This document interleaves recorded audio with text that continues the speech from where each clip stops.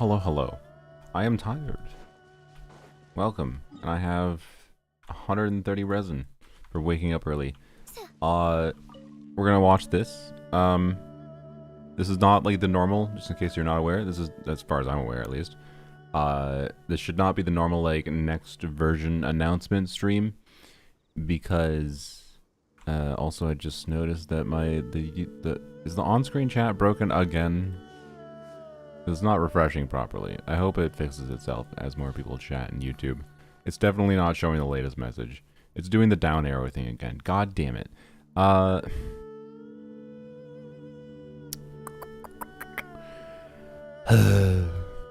YouTube.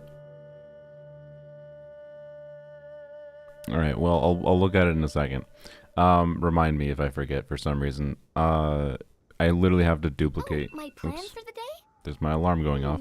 I literally have to duplicate and redo all the fucking settings for it to be able to get that to be fixed. So, anyways, love that that's happening again. Thanks, YouTube. I like it. I thank you for keeping on breaking your shitty features.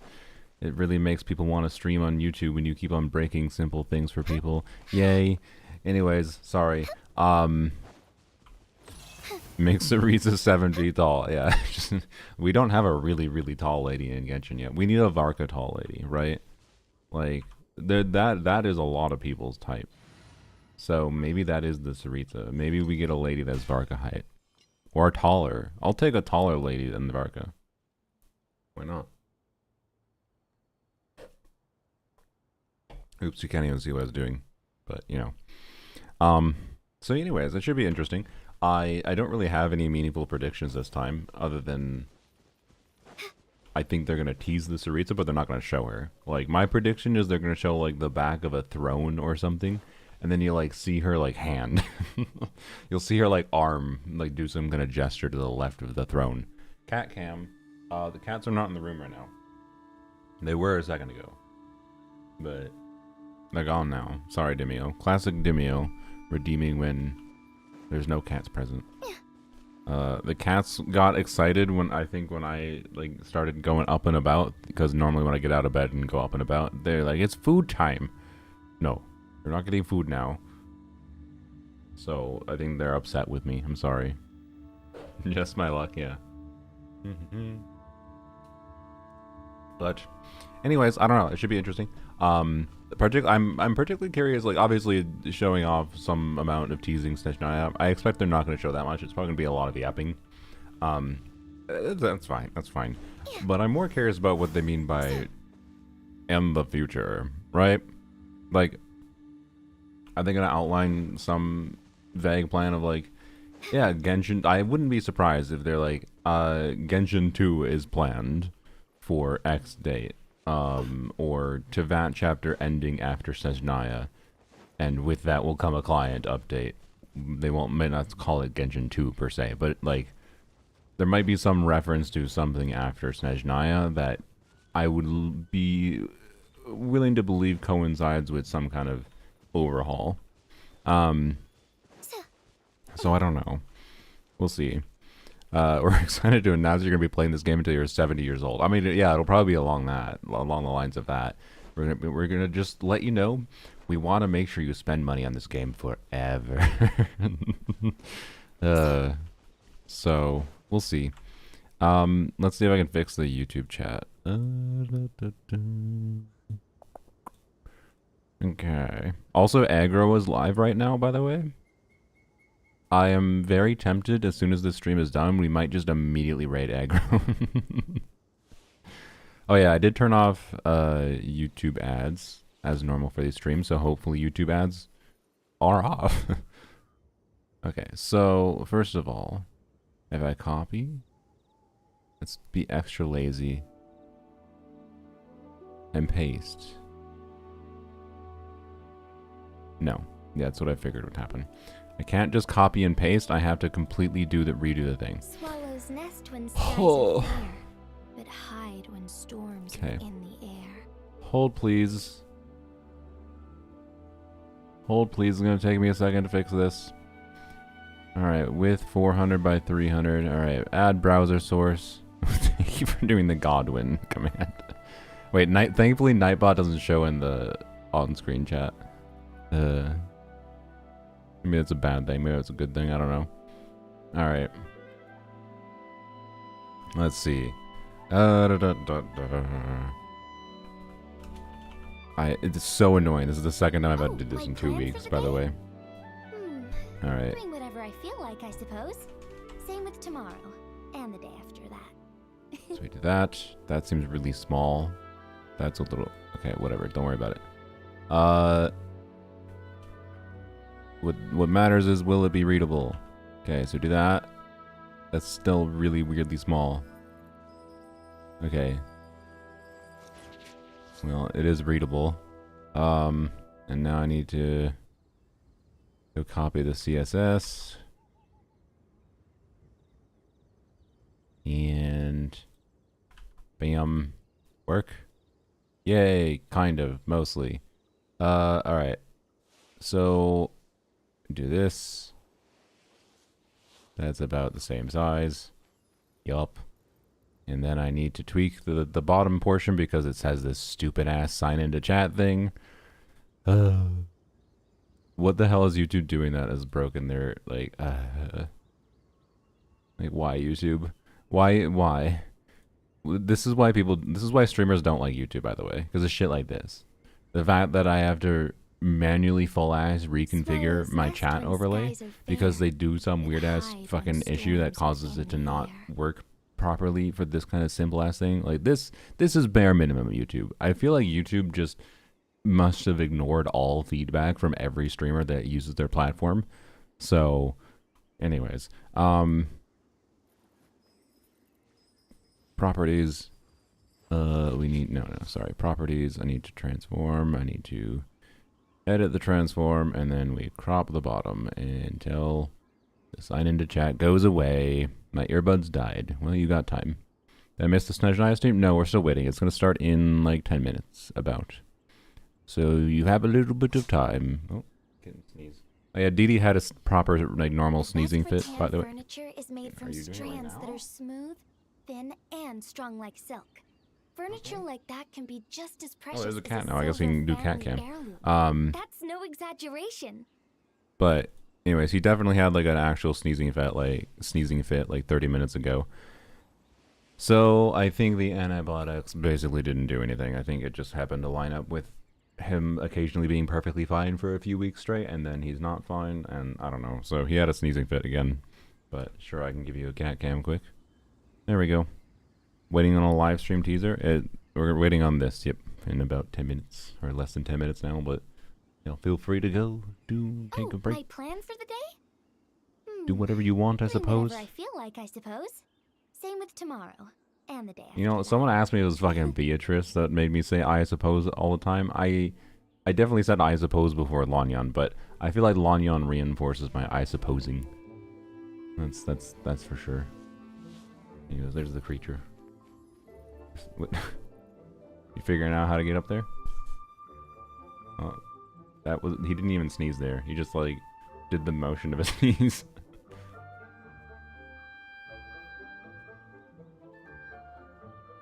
You're not gonna jump up there? You're just gonna sit on my computer?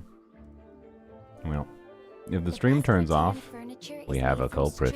That are smooth, thin, and strong like silk. Furniture like that can be just as precious. You're just gonna chill there? Also, what is that? There's a spot on the whatever. Oh no, you're gonna go over there. Okay, that's fine. All right, goodbye. How healthy are your cables? Thankfully, they don't. For the most part, they don't bite cables. Other than the only time I've seen them bite cables is when they're near me, and they're like trying to get my attention. I usually think they only bite cables when they're trying to annoy me. I haven't had a single issue with them biting cables in this room, interestingly. So, for the most part, they're fine, basically. And like if I like waggle the cable around, like if it's moving, in front of their face, they're more interested in it. Obviously, they lick cables, not really, no. So yeah. It's a concern. I'm watching them. I got my eyes on them. It started? Wait, what? What are you talking about? It's probably... Oh, wow, actually, thank you for the reminder. Let's mute... Or not mute. I'm going to lower Chrome's volume to, like, 1. Because YouTube, like, fucking, like, a scheduled video feature thing that they use murders your damn ears. So, you know, yes, this is, yes, this is a dev stream, by the way, which, quite frankly, I think this means this is likely to be the most interesting Genshin announcement stream thing in a while. I don't think they're going to preview that much stuff, but it also means it's going to be less marketing-y and less, like, advertising, I think. Whatever I feel like, I suppose. But yeah, don't expect, like, free 5 stars, free 10 pull. Here's the banners. Then they don't expect that shit, right? There will probably be details in this stream that can be hunted out, but mostly it's going to be probably based on things they say. We can glean things, and they'll say something cryptic as a teaser in some sense because they're not stupid. But anyways, literally makes your ears bleed. Yeah, indeed. So we'll show a lot of concept art. Yeah, it might literally just be concept art. I think they'll probably do at least like some kind of panning shot over a certain environment. Yeah, I don't know. It's interesting how they're doing it this early, which means presumably that maybe we are actually getting version 7.0 earlier this year, which would mean maybe going to the Winterland in the middle of summer. Because is that what it? Wait, would that line up? If there's no version 6.8. Also, I wonder if they're gonna call it freaking like Stellar next year. Are they gonna announce what the patches are called? I don't want them to do the stupid Luna 1, 2, 3 again next. Like, I swear, please don't do Stellar 1, 2, 3. It's just fucking confusing and annoying. Just call it a version number, please. Anyways, Noctry was also this early. Was it this early? Yeah, that's what I wasn't sure about. Like, was it 2 patches before, kind of thing? So I don't know. Like the problem with the Luna 1, 2, 3 thing is obviously just that, like, you know, 6.0 was Luna 1, and then 0.1 is 2, 0.3 is... It's like, no. Stop it. The mismatch of the Luna number being 1 ahead of the actual version number has caused me to be like, wait a minute. Never before in playing Genshin, other than this year, have I had to ask myself, wait, what version is it actually? So we got Nodcry behind the scenes when Escofia and Skirk came out. Okay, so it was the same time. Okay, cool. So we probably are... I don't remember what they showed in that exactly, but we probably are indeed not having an X.8 patch, which is fine. Assuming the timing lines up, right? Because Skirk and Escofia was the same timing-wise, where there was 2 more patches after Skirk and Escofia, right? Yeah, there was. And then it was version 6.0. So I think it's the same thing. But anyways, do we have like every single April or May that would be number 0.8? What? What does that mean? Sorry. Moeka still a valid pull? Yeah. If you want to play Moeka. I certainly would not pull Moeka if you don't want to pull Moeka. As like a support, I think she's literally pointless now. Not useless, but I think pointless. I wouldn't pull her because you want off-field pyro options like I pulled her for originally. But if you want a strong pyro main DPS that scales well with additional investment over time too, you know, she can be quite good.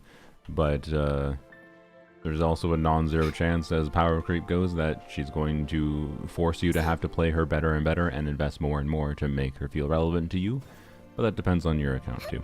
So, but yeah, I don't like the feel of her gameplay. I like her even less when having to optimize her gameplay in any of her teams. So, yeah. But it's good that she exists, and she appeals to a lot of kinds of players.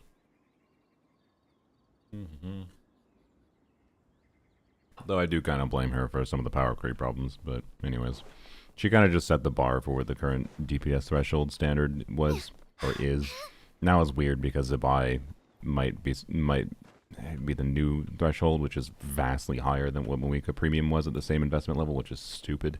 I shouldn't say vastly higher. Some weaker premium depends on what kind of gameplay we're assuming. But anyways, cat update. Only cat update I have for you, Gerazo, is the same thing I just said, which is that Dee Dee was sneezing like 30 minutes ago, like machine gun sneezes. So I don't think the antibiotics from the vet did anything. And if they tell me to buy antibiotics again, I'm just gonna say no, because why am I gonna keep on buying medic? I don't know. Unless the vet has strong evidence. What are you doing, bro? Okay, I'll turn on cat cam because he'd be on the goof. Oh, no. He stopped being a goof as soon as I turned the camera on. He knows. He was trying to climb up there, but then he just, like, was, like, hanging off of it for 5 seconds. Not, like, hanging. I think he decided it was too much effort to pull himself up there. Oh, I see. He's going the more efficient route rather than the manual climb route. I understand. There we go. Basket time.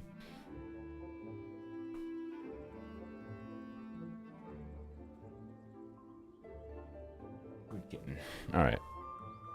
I think he just might have allergies. I mean, I don't know. I don't think that's what it is, but we don't need to go in details. UG, hello. Alright.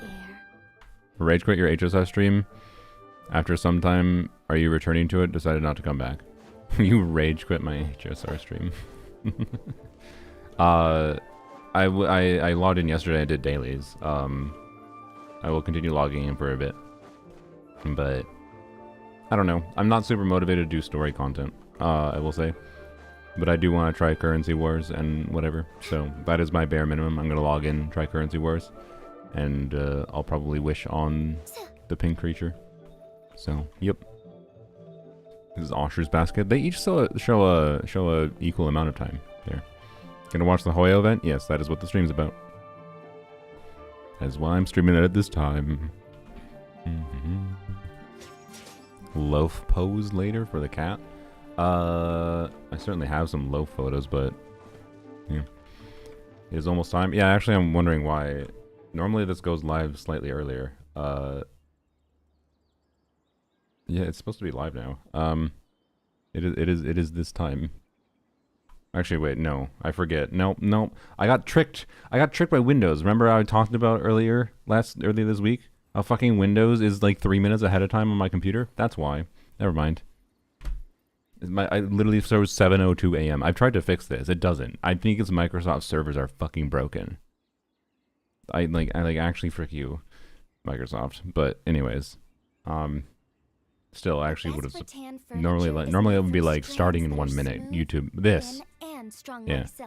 All right. I'm glad there we go. All right, we can shut up, Lonnie. I'm sorry. Okay. There we go. This is with Chrome at 15% volume, by the way, and this stream at very low volume setting. Oops, that's muted.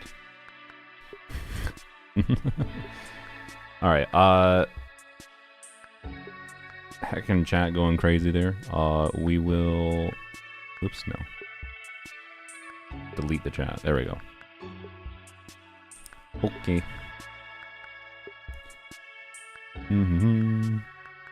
Balance audio from the other setup? Nope.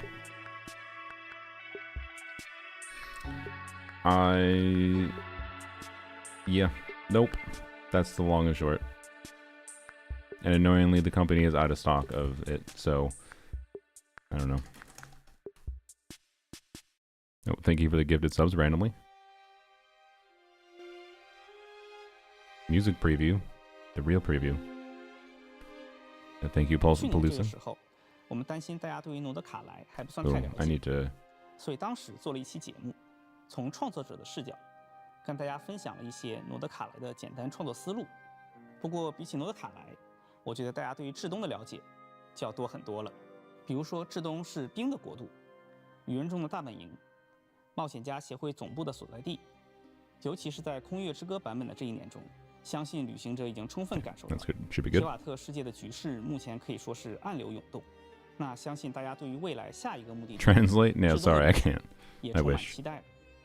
所以同事们找我来录这个节目的时候，我起初是有点困惑的，感觉大家早就认识过至东了。就是说，比起前瞻特别节目， It's not a special program. 算是一个前 Special program for the special program. 那关于至东 It's an advertisement for the advertisement. No, I'm hoping this is not super advertising. 至东这个国家明面上啊是对我们过去承诺的这个提瓦特7国旅行的一个线性的延伸，但实际上呢，玩家的需求它并不是线性的，而是一直在升级，一直在渴望有新的。Hey, they're saying the same thing I'm saying. That power creep is 所以 our 我 fault. 们要做的其实是既要保持原神这个作品的一个亲切感和代入感，让旅行成为生活的一部分。Select auto dub. 又要不断的去尝试这种新鲜的、 Fuck 令 no. 人惊喜的体验方式。 Vinny, if you want auto dub, you can go watch it yourself. Frankly, no. 持续的去具备意义。这个事情说起来很轻松啊，但实际做的过程当中还是有不少需要推敲的地方的。所以今天啊，我们就可以聊一聊这里面的门道。I told you they give you some preview. There's a train. Wow. That train with that much ice on it would have issues running, I feel like. That needs to be a more... that the upkeep on that train is not great. 如果要给它提炼出一种轮廓的话，那多半是以一个比较邪恶、威胁性很强的这样一个形象出场。然而，旅行者们慢慢意识到，这个国家啊，它有着自己对于命运的一个抗争路线。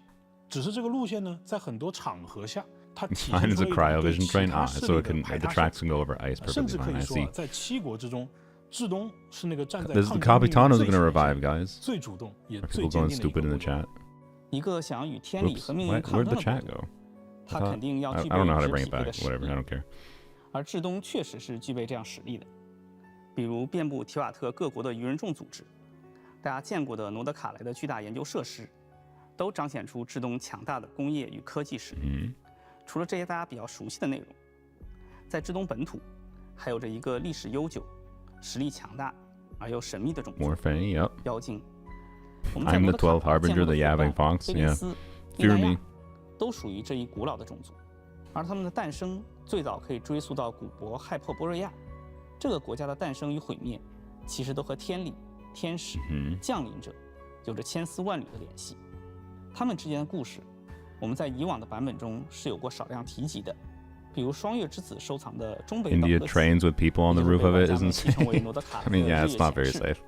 而在至东上面提到的这些势力，他们之间的过去和未来，还会被进一步的揭示。大家都知道啊，从1.0版本开始，至东就在为某个 give more subs. I mean, if you want to distract me more, yes. 前往各国去收集神之心。那截止目前， if you actually want attention properly, no. 至东已经收集到了其余的6枚神之心，并且比较有意思。Yeah, they don't have the pyronosis, right? 大家都知道，这其中有不少国家的神明各自出于一些， That's the only one they're missing. 把自己的神之心啊，以一个很小的代价交给了至东。Thank you, Police. 那我们也看到社区有很多旅行者非常积极的去讨论这些神明背后的考量啊。对于这些神明而言 I am curious if it'll be deeper than, you know, let's take down Snezhnaya, or let's take down... Snezhnaya is collecting the gnosis to take down Snezhnaya. It's an inside job. No, to, you know, take down Celestia. Redo the world order. 原则就是既需要有亲切感，又需要有习 But 惯感。 I hope it's more than that, 比起1 比 obviously. 1的还原某个现实 I 的 also 国家或者地 really 区， hope Snezhnaya doesn't 提 just 炼来自 completely 不 do 同 with 背 it, like 景， ignore that 而且有 plot 联系的各种文化要素， completely and then 把 just 它们以 completely 一 do 种 its own 自洽 thing. 的方式 That 重 would 新 really 组 annoy 合 me 在 a 一 little 起。 bit if they 大 just 体上，至东是处于 is a 一个 pointless 比 side 较 quest for the entire arc. 极寒的这种自 Surely 然 not. 环境下的， I imagine it'll be 类 better 似 than 于 that. 现实生活当中的东欧，还有近北极圈地区。那这个地方的家园啊，其实是 We're not gonna name 冰雪的 Russia. 夹缝当中，通过火焰 I 和 understand 钢 why 铁 they're describing 开辟出 Eastern 来。 Europe, to be clear. It 因 doesn't 此，我 blend 们也 together 化用了 actually, 不少 but 现实世界当中对应地区的这个文明特征。但是在此基础上呢，针对这些现实的人文痕迹，我们其实也做了很多提瓦特自己特有的奇幻的演绎啊。比如说到这个雪国至东啊，那旅行者可能就会想到一部经典的电影叫《雪国列车》啊，或者说一个游戏系列作品叫做《地铁》啊，或者叫 Metro。那这就是一种冻土地区特有的工业和人文符号。cool. 那有没有一种可 Are we 能 gonna 啊， get 就是 anything more 原 than 神 that 当 just 中 that 这 one 个 screen 列 with the 车的 train? 车厢 Oh, yeah, okay. 它本身 Complaining 也 you 可以是 receive. 一种人文的呈现呢？啊，比方说 That 可以 clip 拿 kind 来 of 用 looks. 作 That 营 clip in 地 the one thing kind 甚 of 至 just 拿 looks 来 like 去 the 搭一 same 个 as. 剧院，对吧？有点像是在废弃工坊里面搭设的那个 Oh, 北 shut 京 up. 的 No, 798， don't ignore me. 也可能像是《生化危机》当中啊，从博物馆改造来的这个警察局。那这种人文要素跟实际的用途之间的一种交错感，那在我们看来也会构成一种比较有意思的设计。提到列车，在游戏中它通常被视为一种载具，但在如此大规模的地图里面，载具应当遵循怎样的运行规则？车厢内部的空 Are 间 they saying they're actually going to make the trains make sense compared to 不只是移动工具 the absolute nonsense that is the Fontaine boat? 讨论和探索的问题。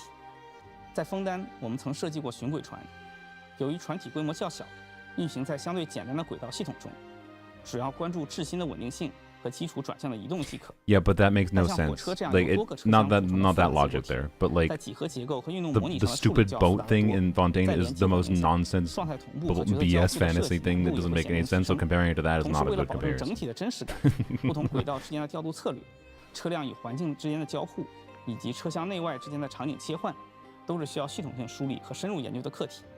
当然，对于以上这些问题，大家永远都可以 Aquabuzz is 相 cool. 信原神的技术团队， No, Aquabuzz 我 is 们基本 dumb. 都已经解决的 It's 差 so 不多。 dumb. 那不仅是 It's 风景 the most 音乐其实 insanely 也是大家非 stupid 常关注 public 的一 transport 部分 system possible. 那至东的文化原型呢，就包含了有古典交响 In a 乐， nation that's already filled 其 with 中还有 water. 承载了一些国家漫长抗争史的严肃音乐，以及还有一些 Trains 广 make 泛 sense 丰富 though. 的 I 斯拉 probably 夫 won't 各 have 国 the 的 same 这个 problem with the 民乐。 train, mind you. 那在过去啊，后有 The train is probably gonna be 已 good. 经努力的给 It's 旅行 just 者们重现 comparing it is funny. 巴洛 That's all. 克还有古典主义的曲风。 Aquabuzz, 而在 because 至东呢 Aquabuzz is 旅 peak. 行者 You're 或 all 许还能够 wrong. 听到宏大深沉的现代主义，还有一些奇幻如魔法般的浪漫主义 I 作 look 品。 forward to the music. What fun awaits? Nothing if 制动的玩 you're 法，这个话题 if you 肯定 care 机会有 about 更多可 combat. 以讲 Sorry. 我注意到了一件事， 我们这些年对外的宣传都宣称自己是开放世界冒险 Open 游戏 world game. They're gonna say 但 it's 实际 not 上 open 用 world 开放世界 anymore. 这4个字拿来定义原神，有点狭隘了。 Feels 比如 limiting. 什么叫开 Wait, 放世 what? 界？ We're 地图扩大， actually extra 角色 open 跑 world. 快内容堆得多， Wait, 算开放吗？我觉得这些都太过片面。 it's too 原神 simple 的 to 本 call 质 us 乐趣 open world. 应该 I 是 know 不 we 同 just 维度的 released an 原子化玩 exploration 法 patch 相互 where 叠加 the 相 area 互 was 作用 largely linear, 在地图里率先的 but 探索， it's 怪 actually 物战 extra 斗 open world, 了解 guys. NPC 的故事，各种简单直观 That's what our 但是代入 linear 感 open 很强 world 的体 style 验 is. It's extra 都可 open 以根 world. 据旅行者的需要自由实现。我们觉得这才是原神玩法最有趣的地方。 It's 要我用一个 our 词 gameplay 来定义原 philosophy. 神的玩法概 Throw 念 the 的话 spaghetti on the wall and see what sticks. 我觉得应该是交互。 Oh, interaction, yeah. 我们用尽可能精简的交互行为啊，足够明确的 Streamlined, 交互协议， clear, 去 consistent 呈现 rules. 了很多丰富有趣的交互反馈。 Yeah, that's how I 有 describe 个冷 Genshin 知 Impact 识 to people. 就是原神的元素反应以及各种移动模组的这个设计，是早在我们的策略对抗 Yeah, though that 数字规 shows 划之 because the 前 combat 就已 system 经 is 确立 well 好 thought out and quite good. 所以他们的初衷其实 Yeah, 都是为 I agree. 了玩法交互去提供一些原子化的符 Yeah. 合直觉的、容易理解的这 I 个 have 协 no 议框 complaints 架。 with how they're 就比 describing 如说， that. 哎，我手上有个火元素，我拿去碰一 And 下 here's 水 where they're 元素， leading, 是 what 不是 they're 会 leading 冒 with 烟？ this. I'm assuming 拿 they're 去 gonna 碰一下 say 草 we're 元 doing 素， new 是不是会 reactions. 烧起来 But,？前面有座山，这个山看上去呢不算高，那是不是可以爬上去？那爬上去之后呢，山上有个鸟窝。鸟窝里能掏出几个 just 禽 the fact 蛋， that they said 那这些 open 蛋 world 是 is 不是可以拿来 limiting 做 is 菜 just such a funny description. 旅行者其实 It 是 isn't 在 like overly 诸如此 generic 类的 term 这 to 种 describe 尝试和验证当中 exploration-y 不断地 games 去积累 today. 一 To be 种简 clear, 单的 I 快 agree 感 with them in that 然后 sense. 呢，潜移默化 But 地 it's just funny. 去理解这个游戏后续的玩法当中需要用到的知识。我们在前期其实花了有1年多的时间啊，努力的让这种根源性质的乐趣 I want Snezhnaya to be a bit more open, by the way. I want another big, expansive area. It still has a bunch of things to do. 战斗和探索这几个领域。原神的世界在 I feel like we've gotten too many 立 like 体感和鲜活 relatively condensed linear areas lately, and I want a little bit of a return to form. 小乐趣上面。原子化玩法其实是一种不可再生资源，就是所谓的做一块少一块。那到了第6年，设计上可以突破的空间也就越来越小，对于我们概念设计能力的要求也就越来越高了。举个例子，比如说冰元素，我们可以赋予它封存的概念。那如果它封存了能量，它就可以看作是某种电池。 I thought Electro was battery. 那就可以看作某种信息存储和在线的介质。当然 It's funny that they say this during one of the worst open world patches. Yeah, I know, right? Like, I like the area. Don't get me wrong. It was very enjoyable. It was pretty, but it wasn't open. It wasn't very open world. 然后把它藏了起来。那旅行者可以借用某些手段呢，激活这些力量或者概念，来获得一些收益。 Cryo battery cheat sheet. Yeah, exactly. 用策划的专业术语来 Wait, sorry. What did you say that was too much? I was 大家 yapping. 能够通过相似的交互协议，让统一的交互行为呈现 He said he 更 said 丰 too 富的结 much. 果。在过去的旅途当中啊，大家遇到的大部分的敌 I 人 see 其实 you, 都是那 Palooza. 种各自为 Don't 战的 worry.，他们之间呢也没有太多配合。那至东的愚人众既然在设定上啊，它是一个高度组织化、军事化的一个势力，那么它应该在战斗当中呢，也应该是有分工配合、互相掩护的。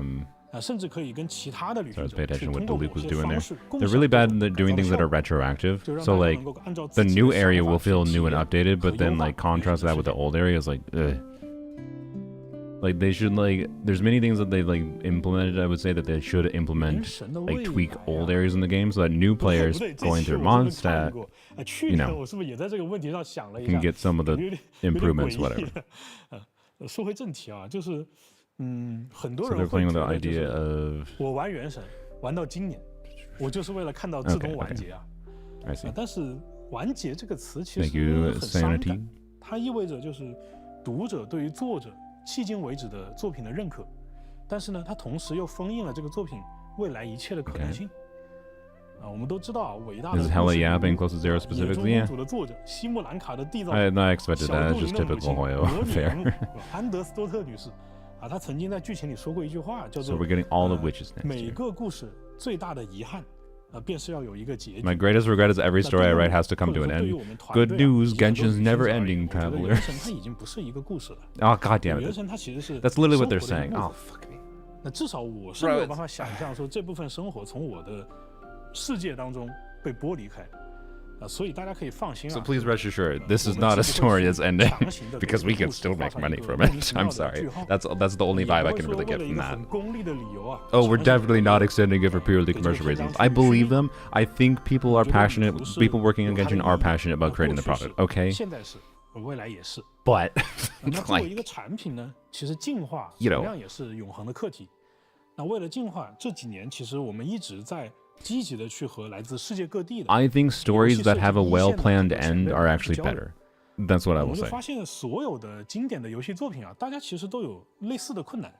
那遇到困难的时候呢，解决的方案也都是事必躬亲。比如说《最终幻想7》重制版，那它的故事内容非常的丰富，所以团队花了非常大的力气。让每一部作品入坑的玩家都可以很快速的理解剧情。Yeah, this is what I was talking about. What they should update old things in the game, by the way. 它的地图比较错综复杂。You make it so new players can play Genshin, a 6-year-old game, and have like a better experience than players could have had originally. Because they've improved things, right? But they don't. They just leave it like I don't know. It's just their design philosophy is fine, but it leaves a weird contrast as you progress through portions of the game. 这样一种自然的体验。那有的前辈呢，他为了多平台性能的考量。放弃了使用内存负担非常大的这种商用的扫描素材，就带着自己的团队纯手工去调整了很多写实风格的雪山和溪流。那诸如此类的一些例子啊，就是当我们知道在产品进化的这个道路上，我们跟世界顶尖团队的这个路径，其实比较类似的时候，就突然变得比较有信心了。而从至东开始。原神的进化 I mean, 加速了， Genshin has a lot of money going into 在未来 it. 某些节 They 点 do 兑 good 现， work, like with 并且如原神 a 提 lot 瓦 of 特片 things. 上线时一样， I think people don't. I think a lot in the gaming industry as a whole. I think 和思路改变。我们有能力 the work Hoyoverse does to optimize Genshin Impact to look good and run on a large variety of devices is somewhat 我们仍 neglected. 然有这个能力做到。 Like they do a lot of actually 我们始终 clever 相信 implementations for 一个真正 graphical 打动人的 techniques 作品，从来 and 不是 make 靠 things 一 look 时的 really 风 nice. 潮。 I'm not saying it 原 looks 神能 the 走到 same 今 as 天，靠的是一群 at Final Fantasy 的 VII, 坚持 but 与 like 创新， they're actually doing a 和 lot 千 of 万 the 旅 same 行者们一 fundamental 路走来 things, 的陪伴。 but in different IP ways 之 to 所以 match 能 their 成为 art style. IP， And 靠的是高品 it 质 is 的内容 impressive. 设计与长时间的持续产出。在至东，我们将继续秉承这样的理念，把更多激动人心的想象变成玩家可见、可玩。I know storage optimization. They have done storage optimization. Oh, there is a code. Okay. Snezhnaya 2026-812. Oh, well, okay. If you wanted 1,000,000% confirmation that there's no point A patch, there you go. They gave you a date. Here, let me type it down so I can put it. So, Snezhnaya 2026. Does that line up with everything, by the way? Yeah, Nicole funds. I told you it'd be in the summer. Yeah, because there was a rumor there was no point A patch. This is confirmation of that. Why so early? I don't know. Because they wanted to, I don't know. Because reasons. They didn't have anything else planned. No summer event? Presumably, yes. That means no summer event. Or if there is a summer event, it'll be integrated into the 0.7 patch, which will still be in the summer. Right? Was that this? That was the whole thing?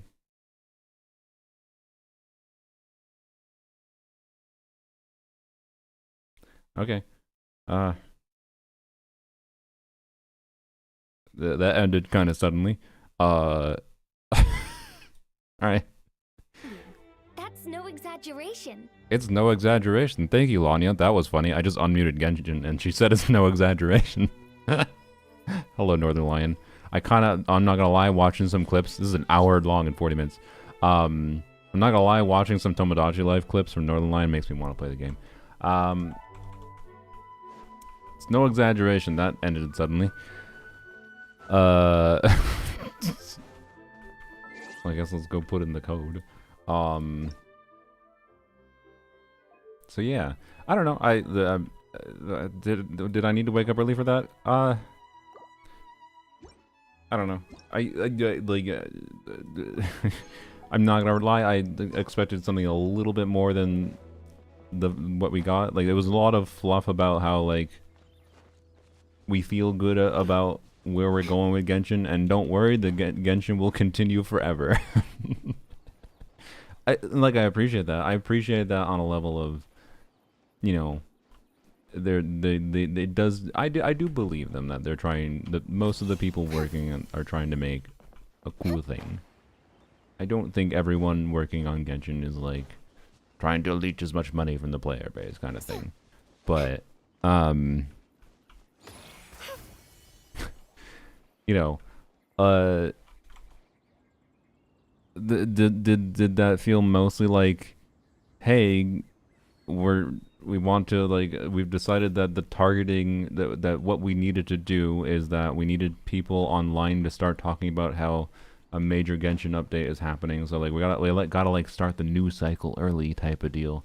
So now people, like a bunch of people are gonna tweet about, wait, Snezhnaya in August, like, and like the business suits in the company decided that it was beneficial to the company to announce this now, and that's why it's happening now. I don't know. That's the vibe I get. I'm sorry. I do think there's cool creative work that's done at Hoyoverse, but I also am not willing to detach the fact that they make a lot of money. So, anyways, didn't feel like that at all to me. What did it feel like to you, Truce? I don't know. There was nothing really shown there other than, or said there of meaningful substance to me. Other than, yep, we're trying to continue to improve the game, and that's cool. I appreciate that. I mean, we got like some nuggets of, like, for me as I enjoy Genshin's combat, of, hey, we're gonna try something different with enemies, which is cool. There was stuff like patrolling guards joining you in combat. They've already done a little bit of that with some framework of stuff they've had in Nod Cry, to be clear. And I appreciate those things. I don't really feel like what the things they've done in Nod Cry feel like those are contributing meaningfully ever. But maybe I just know too much about the combat of the game such that the NPCs doing something doesn't feel like anything at all. But they're there, and I appreciate that. I like the moral support from the NPCs, like why my brain, oh god, what are they called? Sorry, the Itlua people, the Lighthouse Boys,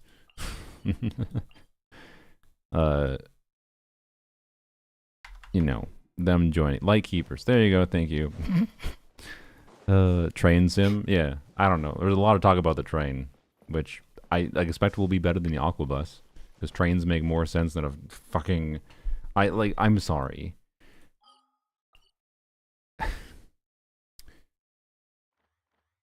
Okay. We have a harbor here. We have this here. Fuck Lumideus, apparently. They don't get an Aquabus for reasons. They get to use normal boats. What is the benefit? Tell me.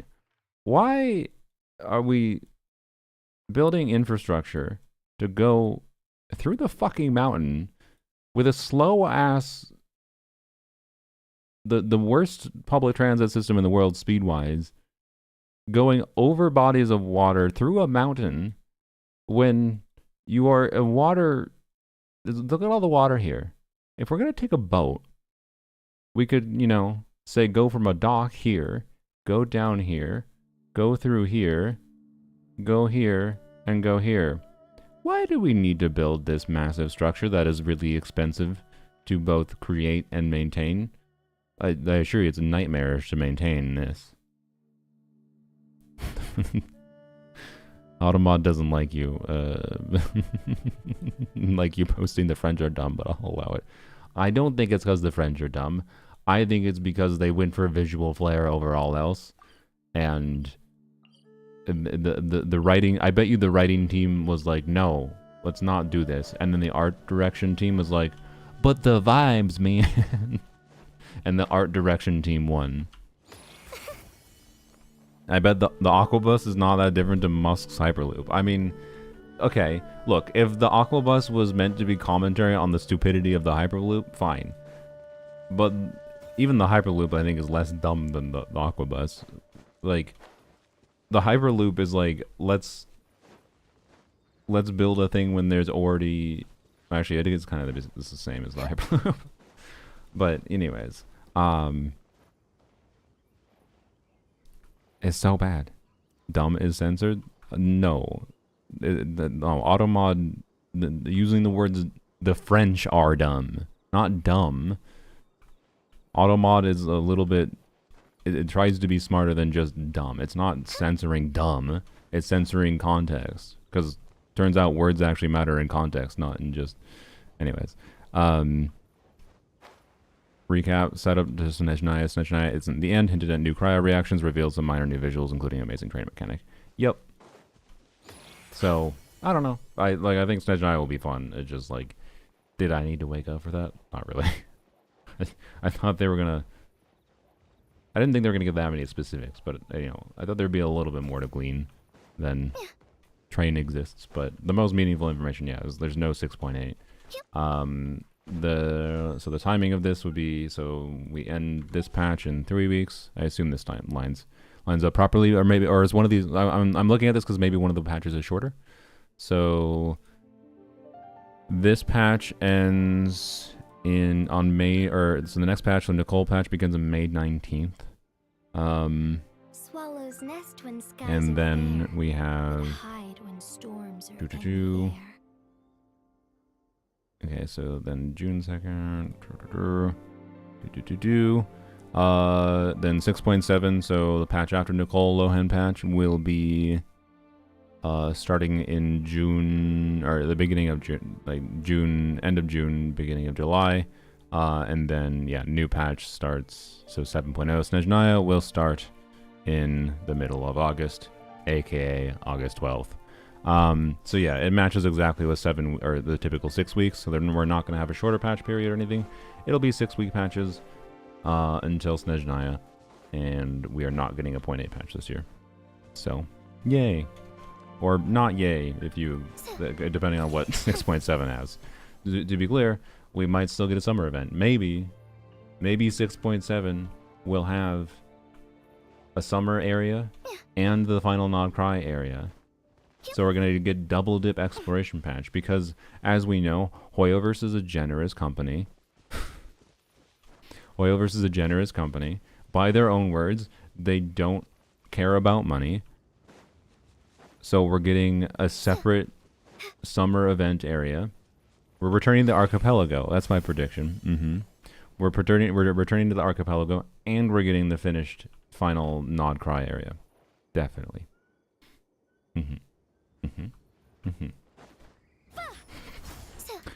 No, what it's actually going to be is it will be like a summer themed whatever thing, but the summer theme thing is going to be the final Nod Cry area. And I don't know, where is it going to be? What's the prediction? You know where I want it to be? I want it to be here. I wanted to fill in this awful hole here. This hole is the worst hole in the game. This hole might be what they fill in instead. But I want this stupid, awful hole to be filled in. Oh god, but the worst thing could happen. What if like the final Nod Cry area is here? And then this hole remains. I want this gone. I want this hole gone, please. Delete it.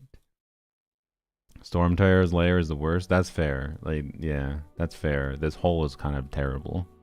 Like, why don't they fill in this hole? I don't need chests there. Just fill the hole, please.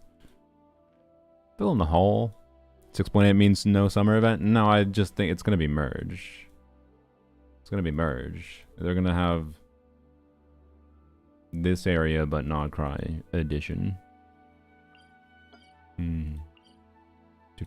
It says there's a new quest available? Why? Weird. But yeah, 6.7 gonna have a ton of content. I mean, that is the optimistic look, is that, yeah, they might have a bunch of extra content because of, like, originally content that could have been planned for a 0.8 patch, but they decided to make it more of a dense patch. Or it will just be a normal exploration patch. It will have additional content because it'll be an exploration patch, but it won't be, like, that different than exploration patches are in general, right? 5.8 was also merged? Yeah. Well, what do you mean? It wasn't merged. It was just like, we didn't, like, I yapped about it last year, how with Natlan, with how they spaced out, like, exploration, they presented things in ways as if they, whatever, but the end result of Natlan was that they give us less exploration in Natlan compared to what we got in Fontaine, right? And previous years. Like, Fontaine, we got first exploration patch, second, third, whatever. Then we got Chenyu Vale, and we got Remuria, and we got a summer event, right? With exploration. Natlan, there was no temporary exploration, and there was one less total patch. So there was, like, functionally, like, 30% less exploration as far as total new areas added.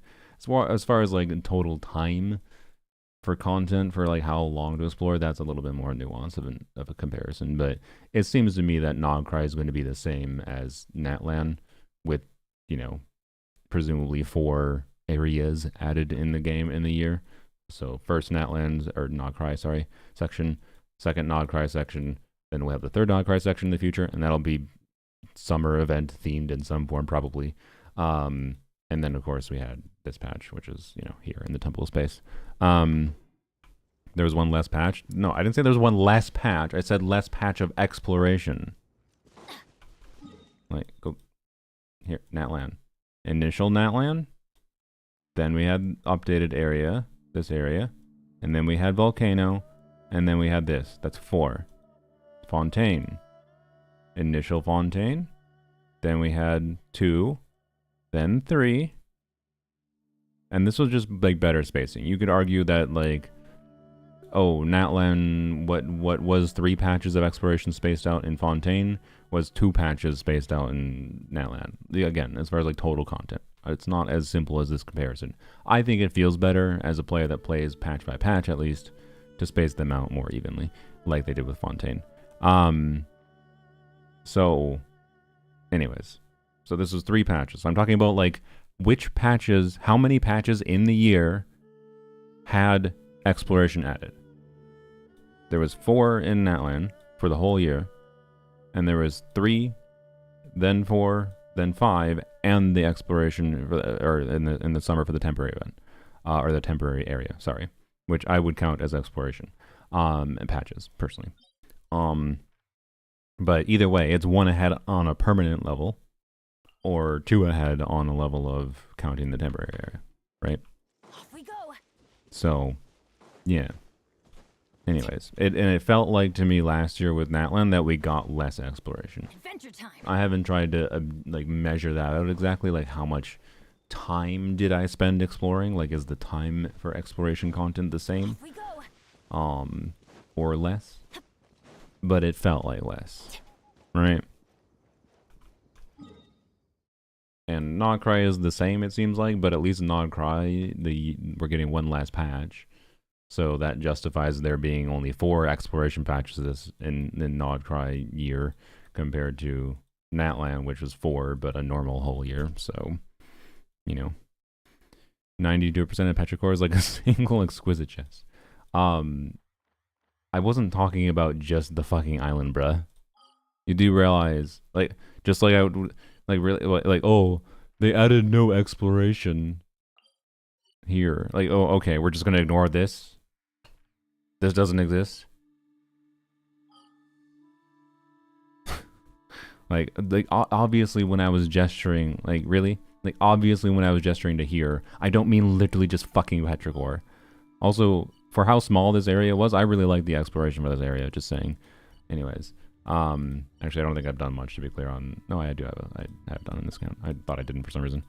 Because I had different accounts. I know I fully 100%ed the Sea of Remuria area, but yeah, anyways. And this area is great. Sea of Bygone Areas is freaking great. But again, I completed on the other account. I should go back and try to fully complete it here too. It's a cool area. I think it was my favorite of the underwater areas for sure. But anyways, just making fun of how small it is. Yeah, I mean, sure. I don't really have a problem with it. As far as like a linear, I feel like the Sea of Bygone Areas is probably some of the best they've done with balancing like relatively small, dense area, but it feeling, you know, linear in its progression structure, but then also still pretty open, so you can just freely go and do a random thing at a given time for the most part. I appreciated the structure of Armuria quite a lot. It's the most similar vibe I got. The Chasm was a similar vibe, but Chasm was even more open. So I don't know. I definitely want the Snezhnaya to be more open. And, I mean, if we take their words at face value that Genshin, that describing Genshin as an open world game is limiting, maybe that will be the case. But, I don't know. Again, the fact that they're saying that in the same patch where they released, like, what I would say is probably the exploration patch with the least amount of, like, open content, it's like a little bit of a weird contrast, so I don't know. Because it kind of seems like they're going more and more linear-y rather than less, so, you know, and I'm not saying I think I maintain there's value to have both. There's value to have both linear and non-linear. Follow Corply. Someone really trying to advertise what, their Twitter or something? If it's your Twitter, Twitter is cringe, that's all I'll say. Desert was the best exploration no one will finish. Yeah. I'll finish it eventually. I'll finish it eventually. Someday I'll do the desert quest. Look, I'm sorry. There's major problems with how they chose to structure certain things in Sumeru. I think if they didn't make the mistake of forcing too much of the quest integration with the desert and the jungle, and this area to an extent as well, I think that Sumeru could have had the best exploration in Genshin. So, yeah. But I would, you know what I want? I want Snezhnaya to strike the middle ground between Sumeru style and Dragonspine style. Like, Dragonspine did delightfully well. But like you couldn't go to the peak of Dragonspine immediately, right? Like, it had some story linear structure. But that's what I want Snezhnaya to be. Let's do a funky fusion of Dragonspine and Sumeru. That's what I want, you know? I think that could be unique and have an enjoyable place. And maybe they can fulfill their claim of an open world game that is limited by the terms open world. But I think, again, what they more meant was just the sentiment internally that I assume the developers feel, which I think is more related to how open world has become a term that's not super specific in what it describes a game actually is at this point. And I encountered this to some extent when I played Enfield on stream, and someone's like, Enfield is not an open world game. And I was like, I think Enfield is an open world game. It just isn't open world from the conception of if you're someone used to open world games that just let you fucking climb on every surface and fly around all over the place, right? Is that, I don't think that's a required feature for a game to be open. Enfield is quite linear in its, progression structure. You can't just explore literally everywhere from the get-go. But there's more nuance to what can count as open world than that. But it's also just, what the point of that, is, yes, it's semantics to some degree, that ultimately breaks down into open world doesn't really specify that much, right? So, yeah. And I think with Genshin, they clearly just tried different things at different times. Adventure time. Based on what people enjoy. And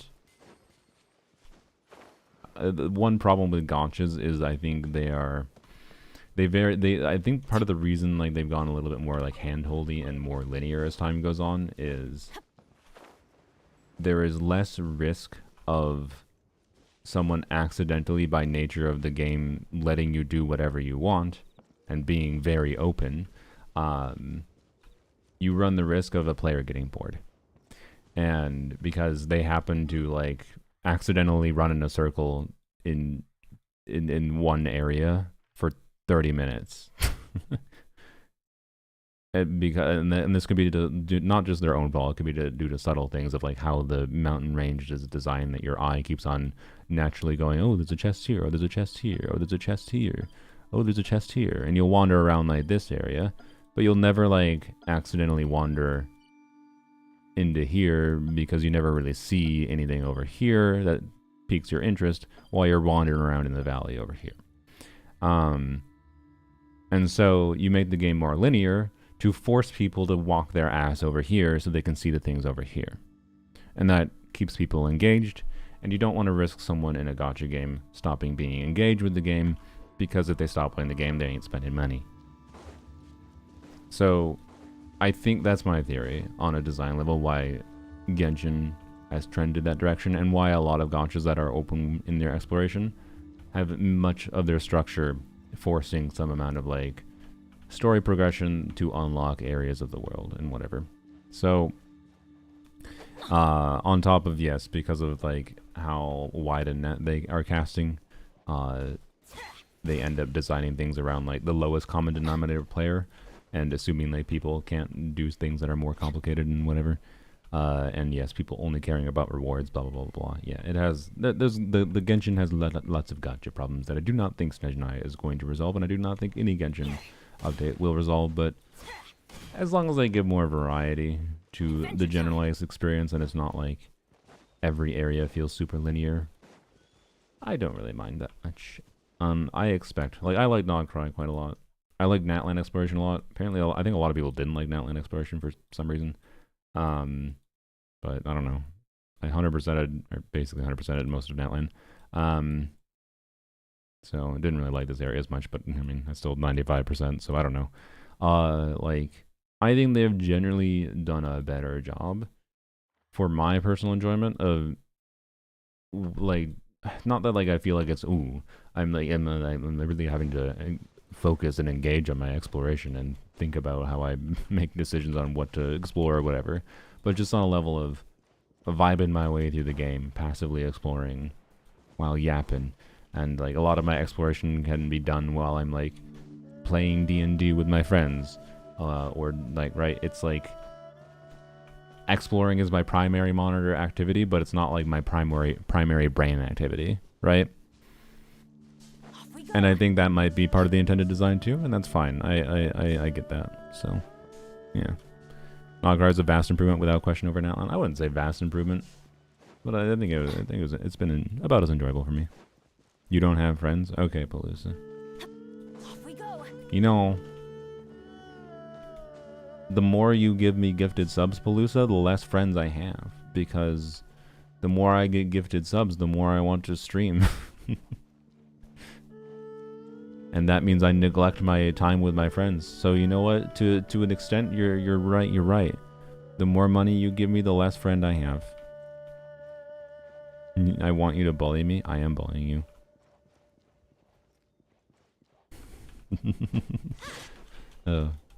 Anyways. Nogcry improved on Natlan for English because they actually had voice acting. That's true. That is true. I do forget how there was random... The biggest issue with Natlan was just so much of like the contrast of like random thing voiced and then random thing not voiced, right? That contrast was terrible. Soul doesn't know bullying? Are you sure? Because Palooza just gave me money.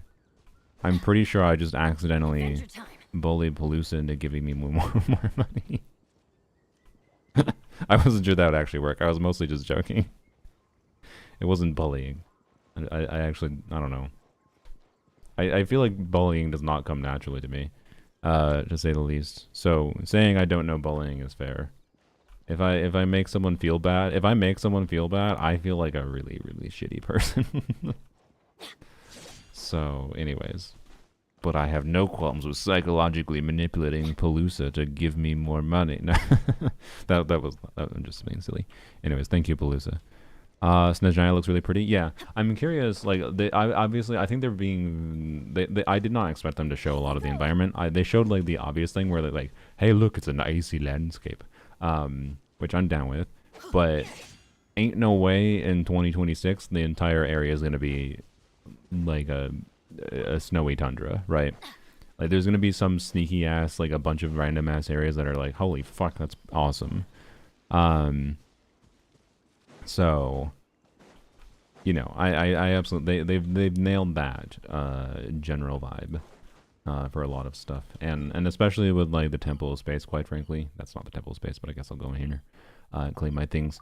The Temple of Space is a preview visually for like unique visual ideas for how they present things. And like interestingly enough, you want to know what I want to see actually? Adventure time. I don't know if this is the same for everyone. I haven't actually looked at how much like. I haven't seen discourse on like what of the sub areas people prefer the most, so you guys can let me know. I like the library the most, which interesting was amusingly the one area I didn't stream.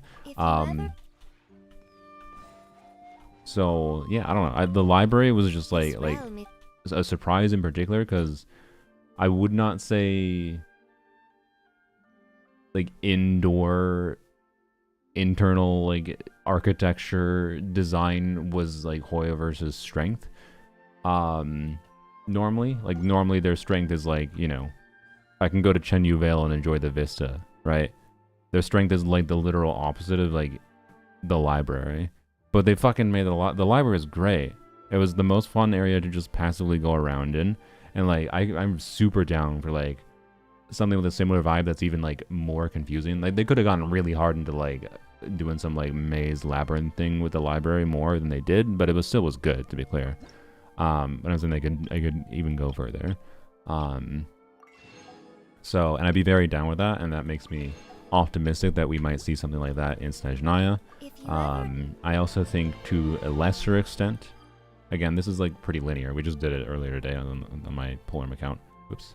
But the underground bunker area was also like a nice surprise for a cool indoor area. But obviously like contrasting like on visually though. Here, let's go to let's go to this one first. Go to the underground area. This one, like, if you told me that like these areas came out like 2 patches from each other, I'd be like show someone that's not familiar with Genshin, right? Genshin's art style. Takes a long time to load here. Show someone like that, like my friends who's not familiar with Genshin's art style, and you know they understand that like Genshin would have, you know, better, higher quality art assets and whatever over time because it's existed for 6 years.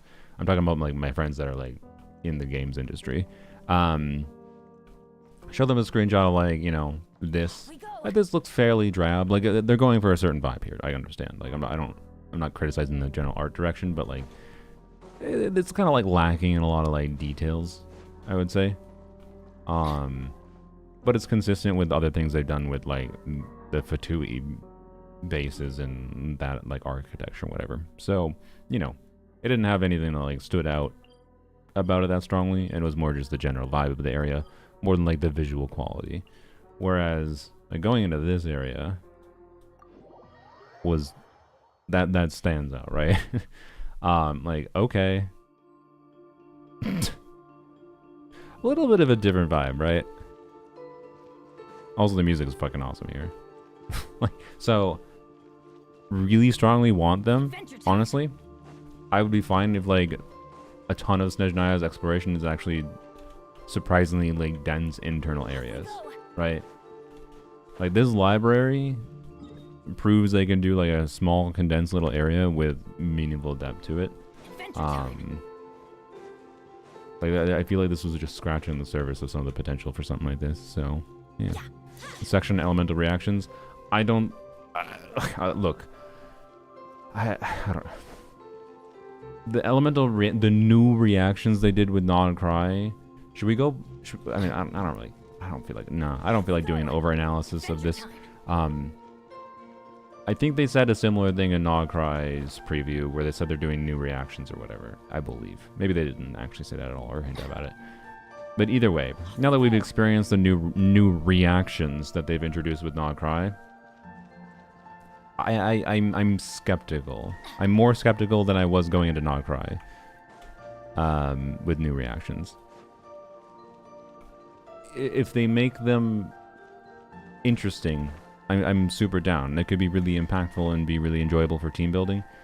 But what they did for Nod Cry was, oh, new reactions, but you must only use the new characters, and like the nuance of interactions for these reactions with old characters isn't very meaningful. Lunar Bloom was fake. Lunar Charge was cool and had minor differences in how it works mechanically, but mostly just like what they did for Lunar Charge they could have just done for Electro Charge at a baseline, because it basically just what if we make Electro Charge consistent? The actual reaction itself. I'm not talking about like Anefa doing direct Lunar Charge damage, right? And they also seem like they balance these reactions around the fact that, you know, the DPSs and having the new team cores with the supports especially is doing way more damage than the actual reaction itself. So the reactions themselves, and with power creep factored in, the reactions themselves aren't that interesting to build around. Like, Lunar Crystallize would be amazing, I feel like, if Lunar Crystallize Noelle, like building Noelle for maximizing the reaction damage, not maximizing Noelle's talent damage. Even though, yes, I'm aware that you build some crit to maximize, and that's part of the nuance of it. But like, I think it would be more interesting if it was more like a Hyper Bloom thing, where like Lunar Crystallize was compelling enough as a reaction build around. Not that it would give you the best teams in the game, but like, you know, good enough to be like a new Hyper Bloom team kind of format. It wasn't really. And one big problem Lunar Crystallize has is that like it only added a Hydro Geo reaction, and you had to use like basically Columbina. So like the nuance of team building with Lunar Crystallize is not that interesting. And like you can add in different elements to Lunar Crystallize teams, but it usually comes at the cost of having less Lunar Crystallizes, because if you use the Hydro Aura for some other reactions in the team, then you use up Hydra that could have been used for Lunar Crystallizes. So like Adventure time. Like the end nuance of like maximizing Lunar Crystallize damage for the reaction itself wasn't that interesting to me. Like it was most interesting to me when it first was added, and it was cool because hey, Geo didn't have a reaction that allowed Geo to care about EM before. Now it does. Like, it's a positive addition. It's the best one they added. But at the same time, other than Noelle, I haven't seen that much that's that interesting, and it's mostly just like Noelle but 2026 edition. That doesn't really fundamentally change that much, and I kind of would have preferred if it didn't have crit scaling on it. I kind of dislike that too. So I don't know, and my running assumption is they're just going to do the same shit, run it back over, right? And like the new reactions won't be that mechanically interesting, but they might be though. So I don't know. Like my point is, I don't have a feeling about them until I know what they do. So no codes for the live stream. They did give a code. I can paste it again, chat. Do I still have it in my clipboard? I do. There you go. Snezhnaya gimmick is just environmental stuff. Yeah. There wasn't any hit of what reactions, because we only have loose rumor. Well, we have the Diona thing. So Stellar Conduct is, well, obviously they're going to do a reaction for Superconduct because it's fucking in the artifact set. But other than the Superconduct, we don't have confirmation of anything else, obviously. But yeah. So, and if you want an example, by the way, they can do their same thing where honestly they they just on a damage level, they don't have to like make Superconduct do insano damage to make the new Superconduct reaction interesting, right? And they can do the same thing with like, you have to have a Snezhnaya unit, like a Snezhnaya Electro unit or a Snezhnaya Cryo unit to be able to use the new Superconduct reaction. Okay, that's fine. But if it's just, you know, the same thing, but, oh, now it scales with crit and has a gradient and doesn't really affect team building other than pull the new units, please. Like, then that's whatever. Like, if it's just, like, Lunar Charge, like they did with Lunar Charge, which it might be. Instead, what if the new Superconduct reaction completely changes how the reaction works and makes it so like Stellar Conduct, whatever it ends up being called, leaves an elemental aura on the enemy when the reaction is triggered. And now, so then it's like, so you still have the normal superconduct in the game, which can be used if you want that, whatever conditions that does. Like actually make it something new. So now when you do cryo and electro together, it does a similar thing to how we can do overvape teams, for example, where you have cryo and hydro aura at the same, you have electro and hydro aura on the enemy at the same time, and you can trigger a vaporize and an overload on the enemy at the same time. That's cool, and that impacts team building in interesting ways and incentivizes doing interaction not just between hydro and electro, but adding in other elements to also take advantage of the interaction. Like, overvape is essentially kind of like a tertiary reaction to electrocharge at a baseline or lunar charge. They could do the same thing where they could make it so stellar conduct leaves an electro and cryo aura on the enemy, so you could apply pyro and have overmelt, right? And you could have hydro and have a hydro freeze vape, I guess. I don't know. That'd be weird. I don't know. Immediately the fact that I'm saying, oh, that's kind of weird, I don't know how that'd work exactly, means it could be interesting, right? Like I want new reactions that actually work in a new way, not are just gimmicks largely. And Lunar Crystallize was the closest to it, but also feels very far from what I would desire from a new reaction at the end of the day. But if they're all the bare minimum of like Lunar Crystallize was, then at least I will enjoy them more than Non-Cries was. So I don't know, we'll see.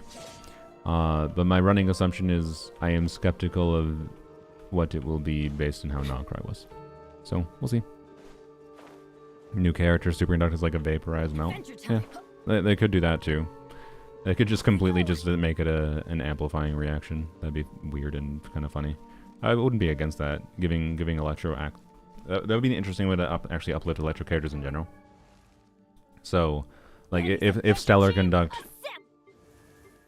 changes the reaction to be an amplifying reaction, it would mean cryo characters with Electro aura on the enemy could have another amplifying reaction that isn't reverse melt, right? And maybe that has the same forward scaling as like a pyro unit getting a melt, like a Moika getting a melt is a 2x scaling at a baseline with 0 EM. Maybe cryo could have access where cryo on electro with stellar conduct would be a 2x scaling on cryo damage. And maybe for electro units it would be a 1.5x, so a reverse equivalent of reverse vaporize, reverse melt type situation. Cryo enemy electro trigger.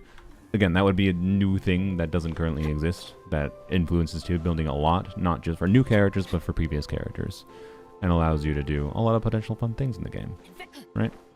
So, yeah. Which the new artifacts are universal like Marasasi.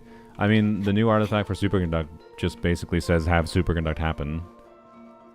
So, yeah, although I will say the phrasing of the new artifact implies it's probably really unlikely. Something like it's really unlikely they make Stellar Conduct, the new Superconduct, a reaction that scales like vaporize and melt. Like it's not going to be an amplifying reaction, because you wouldn't actually get the buff from the artifact set until after you trigger a Superconduct,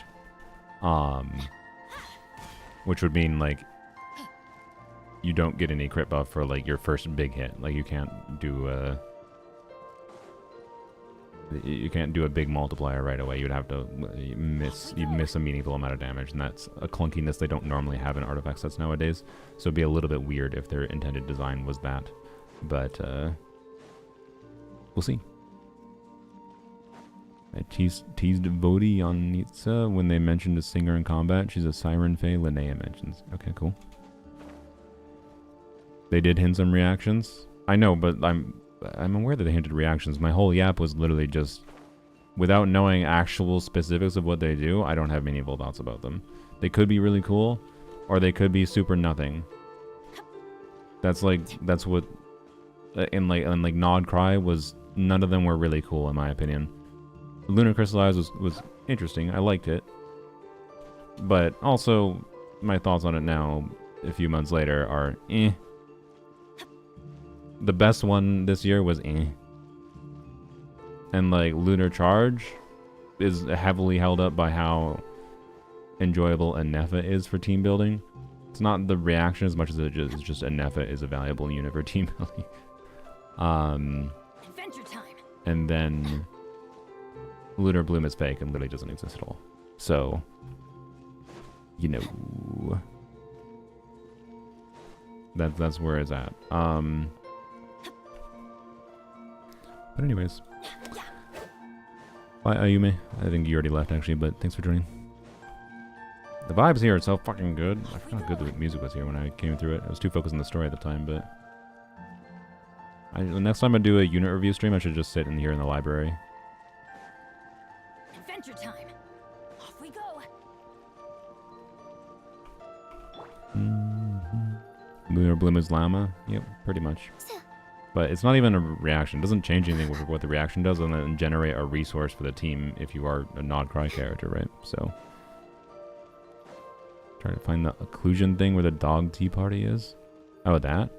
Oh, I didn't have much of a struggle with that. That was probably the bit of exploration in the library that I enjoyed the most, though, was doing that and messing around with that. That was the most open this entire area, the most like open the area felt was probably doing that little dog side quest.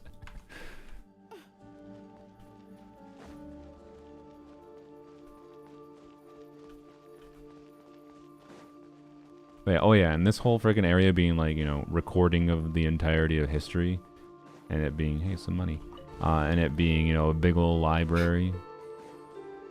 Like this area also nailed the theme of the entire Temple of Space the most, I feel like.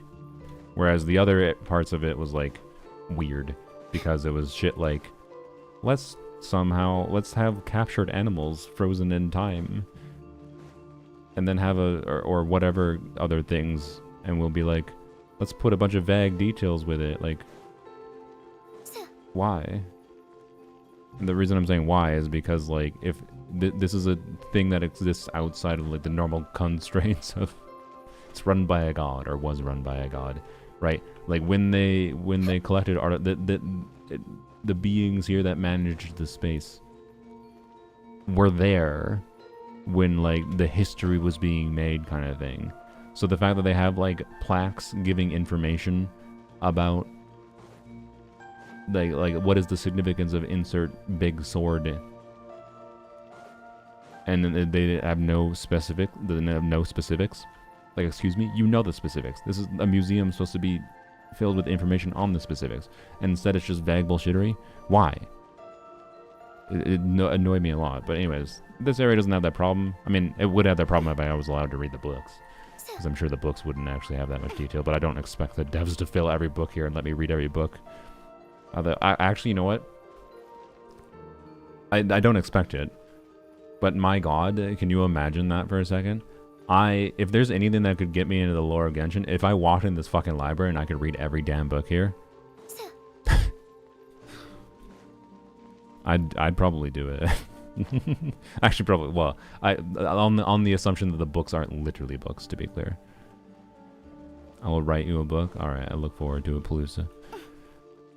It's also brought down by 4 stars not being able to have those reactions. Yeah, that is a factor. Yes, but arguably doesn't matter that much to me because of how the reactions themselves aren't that impactful. But Lunar Crystallize in particular is brought down by not having 4 stars and more, and just in general more units that could impact team building for older characters.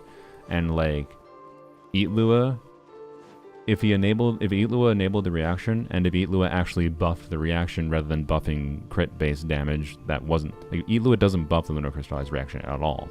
He doesn't. He only buffs Lunar Crystallize talent damage. There's a lot of people that still don't realize that in his kit because it's very sneakily worded. And like so it's not even that like, he doesn't even enable the reaction, it's that like Eatlua doesn't even synergize with the reaction in a meaningful way. He just synergizes with Zebai mostly. Like, that's just lame, and that's the bigger problem in my mind, rather than even enabling the reaction alone. So to be clear, the best would have been, yes, him enabling the reaction, But he also would have had to do something that actually was for the reaction. But at a baseline, if he enabled the reaction, it wouldn't be that relevant, right? Like, it wouldn't be that relevant to pair, other than, like, for, again, like, dealing with shill content for, like, enemies that force you to have 2 Nogcries in the team. But, like, if he enabled the reaction for Noelle, would we be pairing Noelle with Eatlua without Colin being on the team? No. Quite frankly, because his kit doesn't meaningfully buff Noelle to a degree that matters relative to your other options. Like, why would you do that, basically? So, yeah. But again, the only thing they would have had to do is just make it so his kit actually was like Lauma, for example, and buffed the reaction itself. I'm willing to bet, by the way, that they probably originally intended that. But then, because of how fucking broken Lauma ended up being, they decided not to let Eatlua. Like, I'd be willing to give them the benefit of the doubt that that was the intent originally, and they just changed their minds because of Lauma. I'm willing to blame Lauma, basically. But the end result is that Eatlua is a pointless character to me, and a really big missed opportunity, like, to make the Lunar Crystallized reaction really fun for many units in the game. And Linnea isn't that either, by the way. Linnea technically buffs the reaction at least by giving Res Shred. But not in a way that couldn't already be done with, like, Shilonen giving Res Shred, right? So, Linnea is mostly just, she does her damage. Not, she actually has an incentivization around the reaction itself, right? Yehoda bat-coded or cat-coded? Yeah, yes. Yeah, both. Porque no los dos. I think she's meant to be cat-coded primarily, but...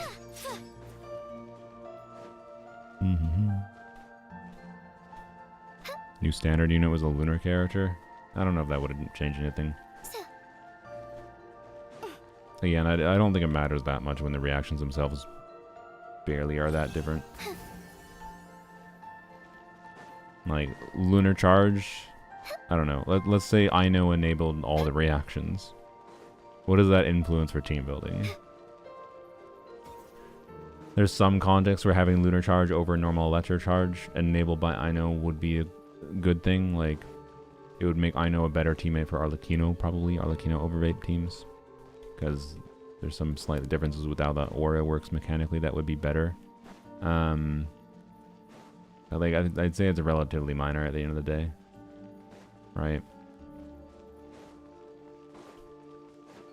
Like, it wouldn't actually change that much.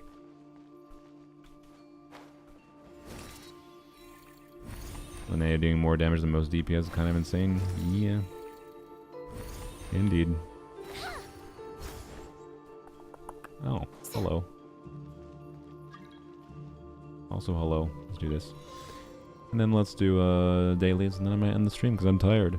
And maybe we can raid aggro. Is aggro still streaming or did he end? Will I actually be able to raid aggro for the first time in human history?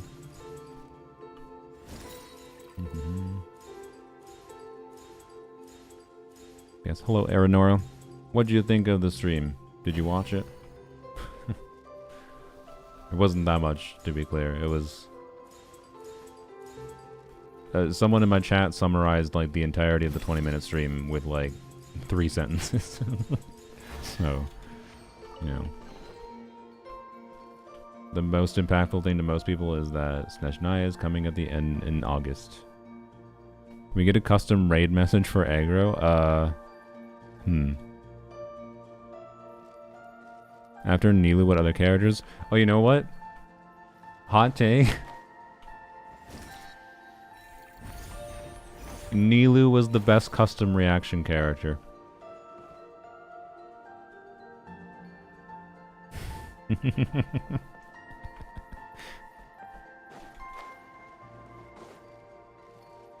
I've never even thought about that aspect before. Like, Nilou changes the bloom reaction more than Lauma does. The reaction actually is changed in a way that's meaningful. Now, the lame thing about Nilou bloom is that, like, arguably that should have just been how bloom worked to some extent at a baseline. Like, it should have not taken 5 seconds for the cores to explode. Maybe if it was like the cores took 2 seconds to explode or 3 seconds to explode at a baseline, think they're 5 seconds. And then all Nilou did was just amplify the damage. That would have been better design. But I'm saying, as far as like modifications to existing reactions go, more interesting at a baseline. The problems then come in the fact that like Nilou would have been a far more interesting character if she didn't have a team restriction for doing that gimmick too. Like, I don't think Nilou's that interesting. But if we include Nilou Bloom as a modified reaction in the group of the lunar reactions right now, I'd probably rank it similarly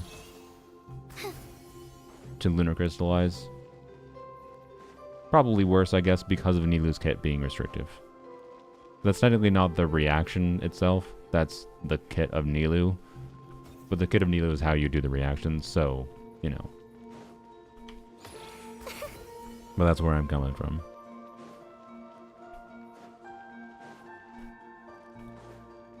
Nilou's how lunar reaction should have been. Yeah, just without the kit restrictedness, yeah. So anyways, streaming more today? I don't know. I think I should probably try to sleep after I end the stream.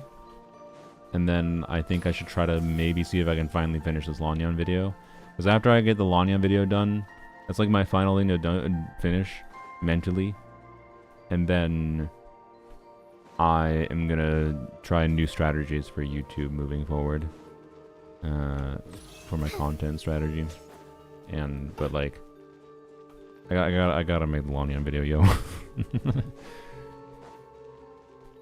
But yeah, like the way I think the simplest solution for Nilou, by the way, to make her design much better in a way that could be really, really fun, is if no matter what you had Bloom happening, you get the quick immediate explosion.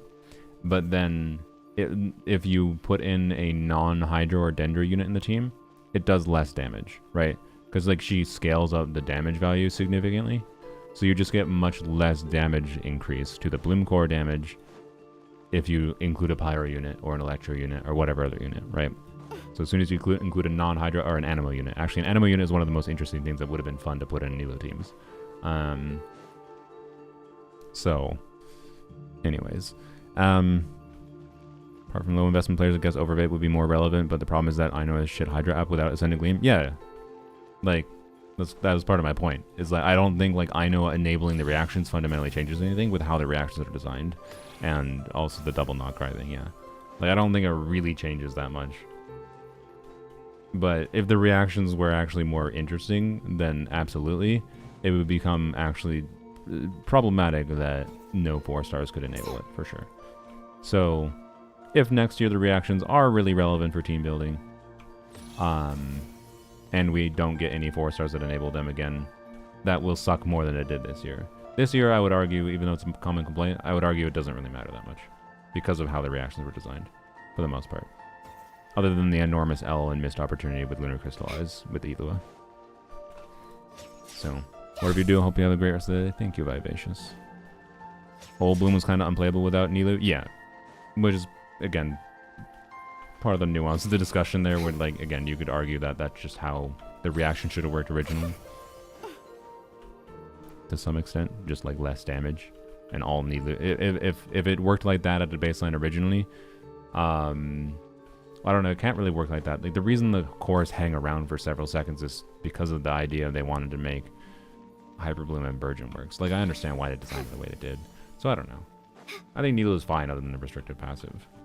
But just ignoring the passive, just the gimmick of let's take this existing reaction and modify how it works to make it relevant to build around this specific reaction rather than the other, like, do something else with it, like bring Pyro or Electro with it.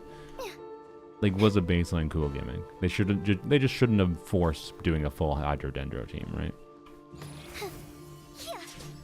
Lunar Charge is interesting from a visual POV. There's a dark cloud that shows up and you're like, whoa, nice. Yeah, I mean, visually they look like they're doing something meaningful for sure. It's just in practice, I don't think they do that much other than Lunar Crystallize. And Lunar Crystallize, again, isn't like that interesting from like a team building standpoint, in my experience. It's more interesting than Geo was before, though. I like Geo a lot more with Lunar Crystallize existing, but it's also not incredible.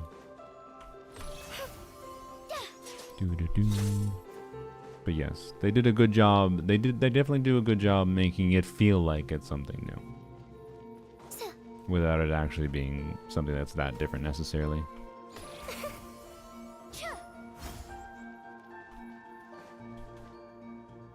This is just like the most freaking enjoyable area to just walk around. I'm sorry. It's just great. Where's the puppers? Is this the floor with the puppers? No, I don't think it is.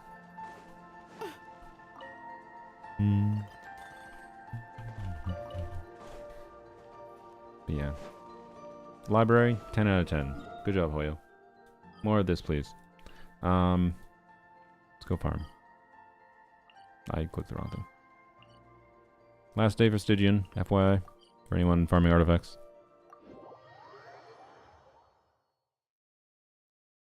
Maybe I'm forgetting someone. We only have Kale, Kave, Yayo. What? Wait, what? Oh, Genshin. Severe lack of Dendro 4 stars. Yeah. Yeah, that was always a problem too.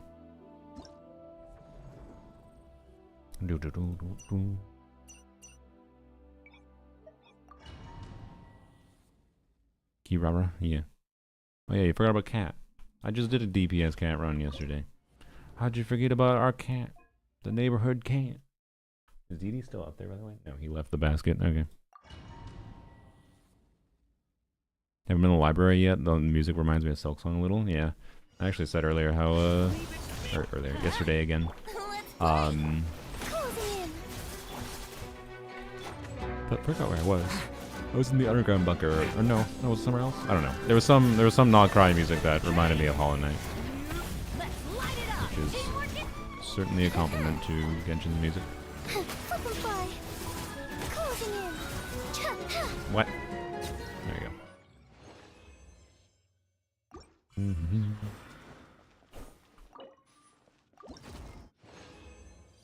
Rate the preview out of 10.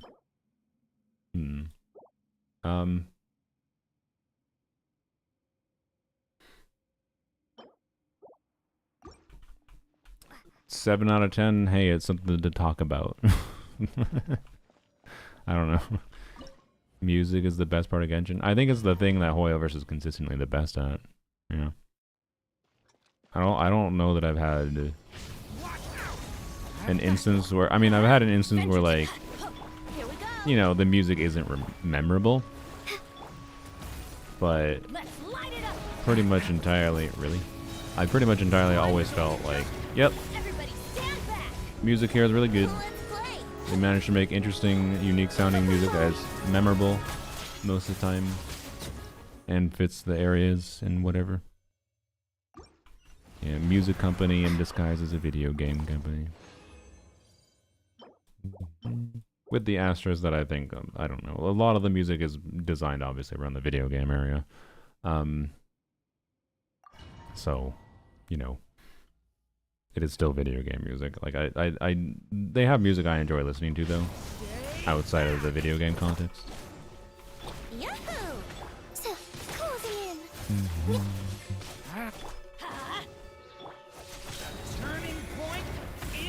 But it's definitely not like the entire library kind of thing, because a lot of the music, I think, only lands when it's in context, right? I love killing enemies when they're in midair with Lanyan, and then they teleport to the ground. Alright. Well. Exciting. Cool. Alright. Guess that's what my, I guess that's pretty much the artifact. Well, I'll probably spend a little bit more later today if I remember to log in. I might not log in again. I don't know. Gilded Runner, Sumeru Banner theme. Yeah. Most of their combat music tends to be really good. Oh, actually, you know what? One of the freaking glaring issues. I sincerely hope they change. There's rumors a little while ago that they're supposedly going to overhaul Abyss. I hope so, but just on a level of like, as long as they don't make Abyss more like, just don't make it more cringe. Like, it's already enough. It already feels like Stygian light enough. That's already kind of bad. But like, the fact that this game has such good music and then Abyss is just like the generic ambient Abyss background noise going on, it's like, come on. How? I maintain one of the core reasons people don't give a shit about Abyss is because the vibe is not there. They could make the vibe be there. So I hope they rework it and make the vibe. Add better vibes to Abyss. I use custom music for Abyss, yeah. They hinted the new reactions today, yep. What, overhaul Abyss? We never got any specifics. It was just a random fucking throwaway information from some leaker that was like, oh, there's gonna be a Abyss overhaul this year. Like, oh, okay. This was like a few months ago, I think. I'm willing to bet that will never even happen because Hoyover's doing quality of life for existing endgame content. The biggest change Abyss ever got was let's let you use preset teams and drag the character icon around.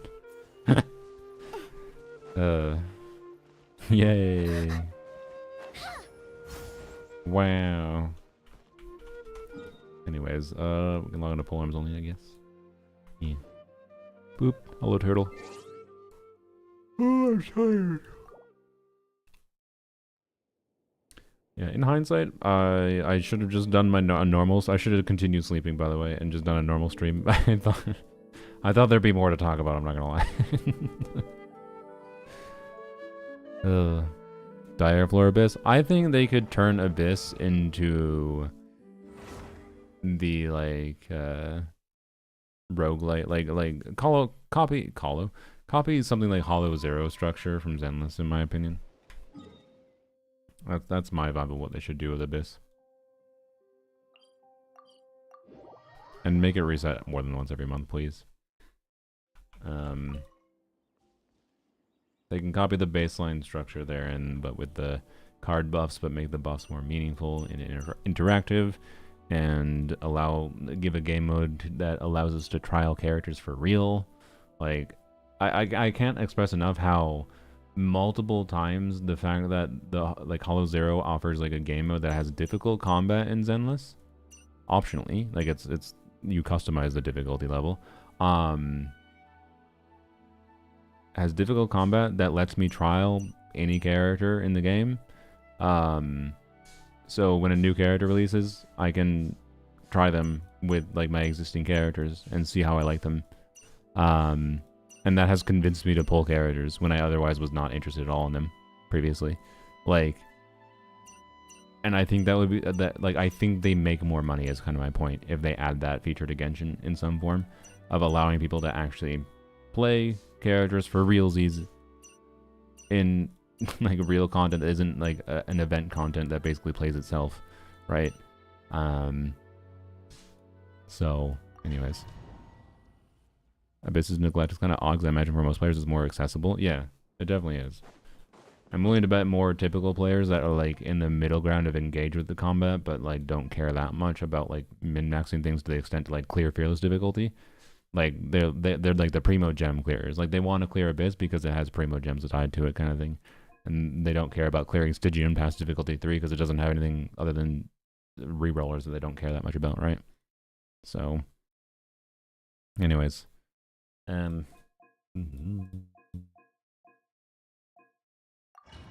Free Varka for the first time you clear 412. Yeah, that's why Varka's balanced this way.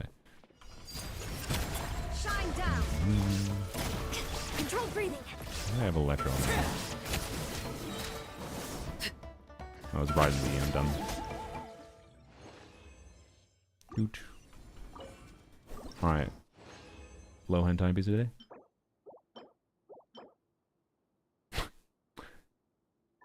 I don't think it's possible for this to roll better than my crafted goblet. It is funny that it, like I'm hunting for. I just need an attack timepiece for Lohan on this account. I crafted a goblet that rolled 3 times in a crit, and it has attack percent. It rolled once in attack percent. It's basically a perfect goblet, other than like I could get a 4-liner. So this being double min roll 3-liner without attack percent, it's almost surely shit garbage. But you know. It is funny that it gave me that at all. That it gave me that at all. It's like, if that rolls all into crit, it probably would have been much smarter in hindsight, I guess, to craft 2 timepieces, right? Because apparently the game hates me and does not want to give me a single damn timepiece for Lohan. Alright.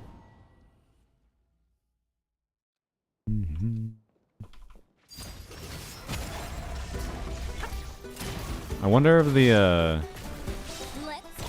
version preview for next patch will have more of a Snezhnaya preview for like actual like visually than we got with this stream today.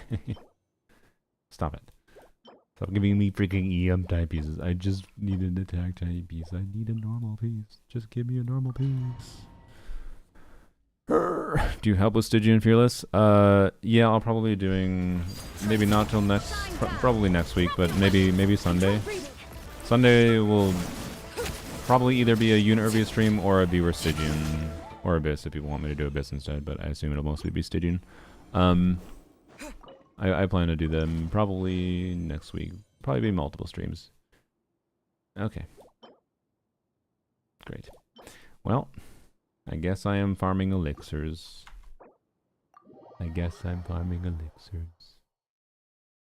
Oh well. Such is life. I want you to do my Abyss. Maybe we could, but not right now. I'm tired.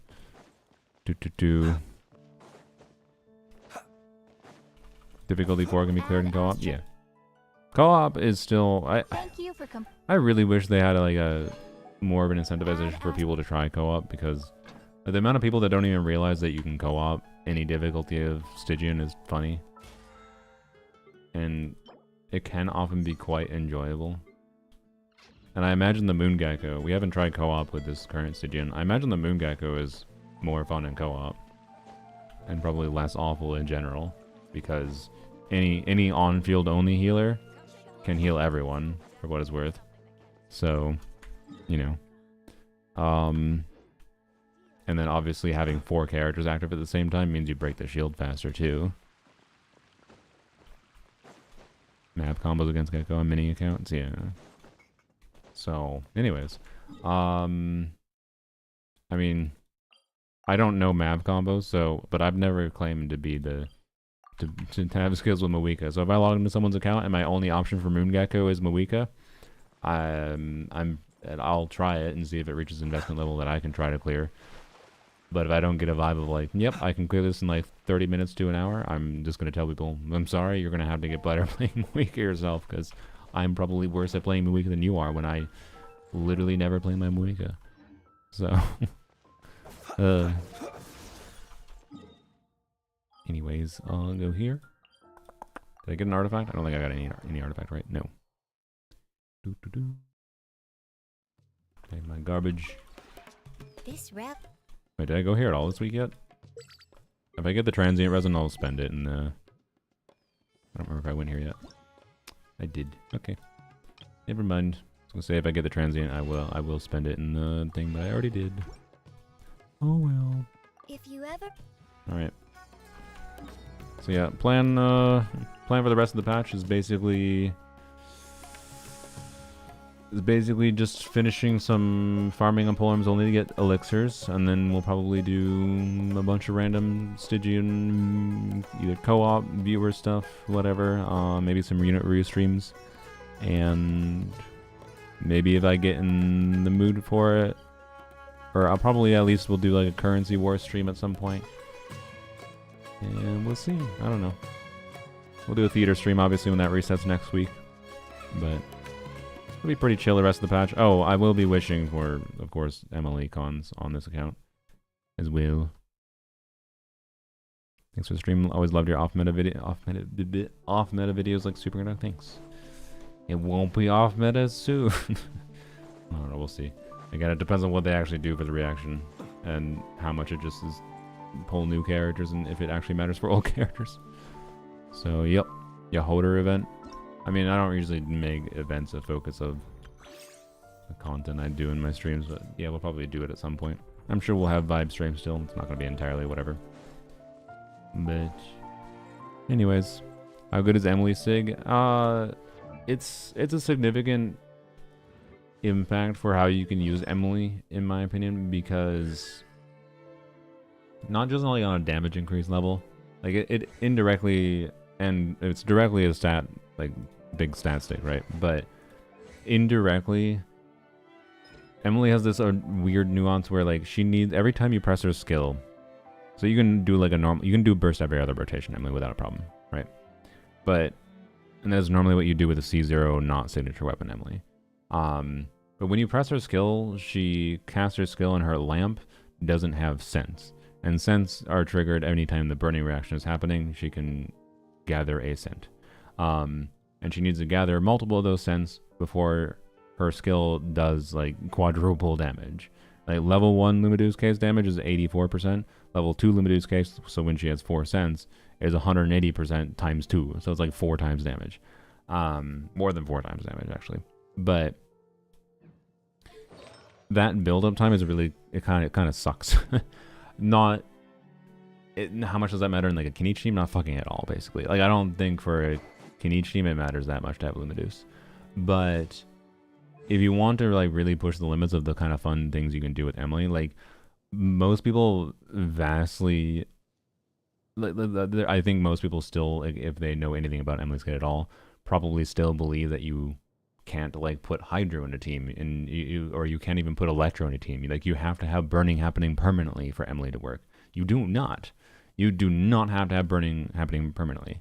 But if you don't have burning happening like every 8 seconds or so, yeah, actually it says it right here. It's literally 8 seconds. If the case does not collect any sense for 8 seconds, so aka if it goes 8 seconds without a burning being triggered, it goes back to level 1, right? But also every time you recast it goes back to level 1 and takes a decent amount of time to go back to level 4. To get 4 cents.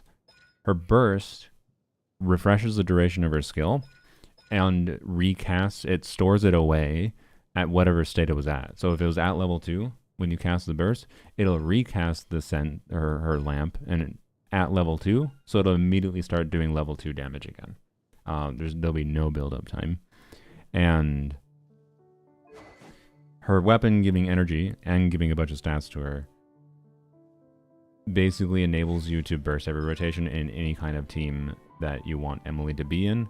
Although if she's solo Dendro, you will have to build a little bit of ER on her, even with her SIG.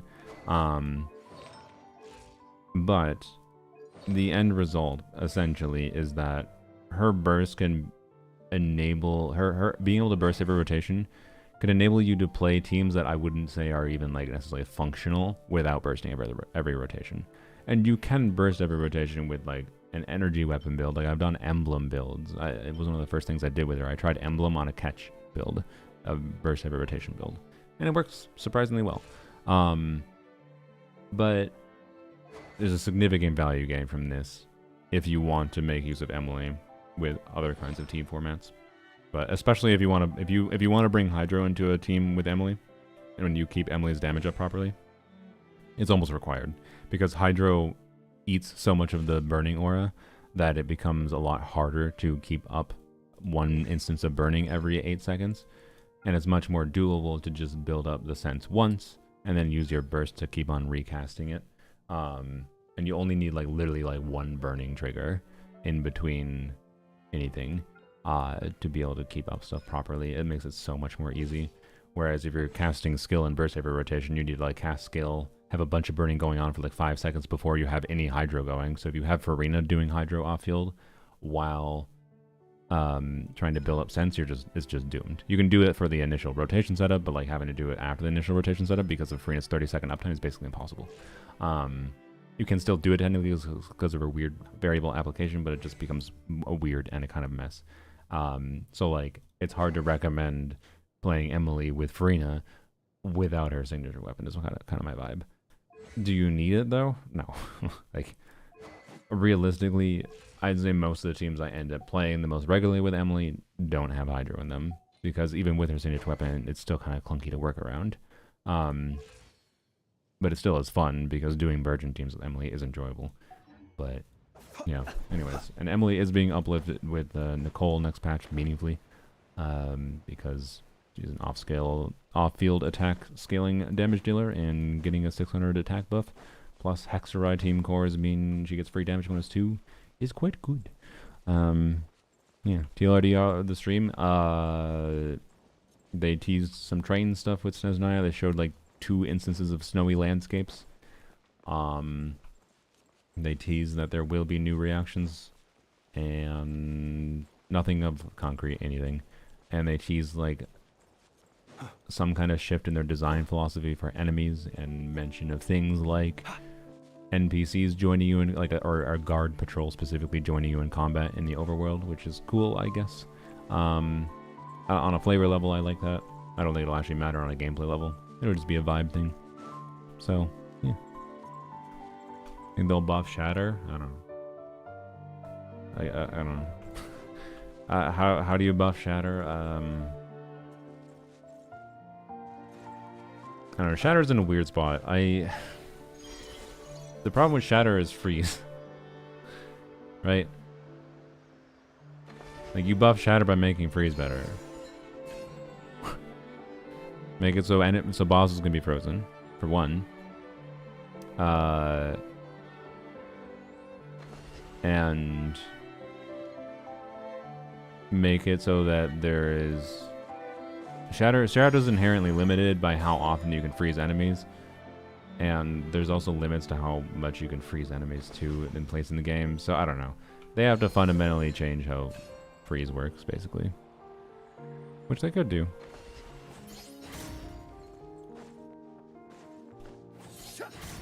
Free to play, get Chi-Chi, my favorite reaction type in Genshin. Chi-Chi is your favorite reaction type? Wow. Yeah, you'll be living life premium. I'm sure Chi-Chi will get some upscales next year. Honestly, I wouldn't be surprised. You know what?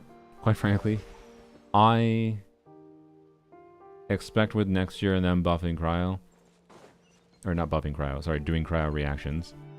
I expect next year they're going to buff leeway characters. And so the characters that, like, almost assuredly I'm willing to bet will get buffs next year is probably, yes, Chi-Chi, is probably Keqing.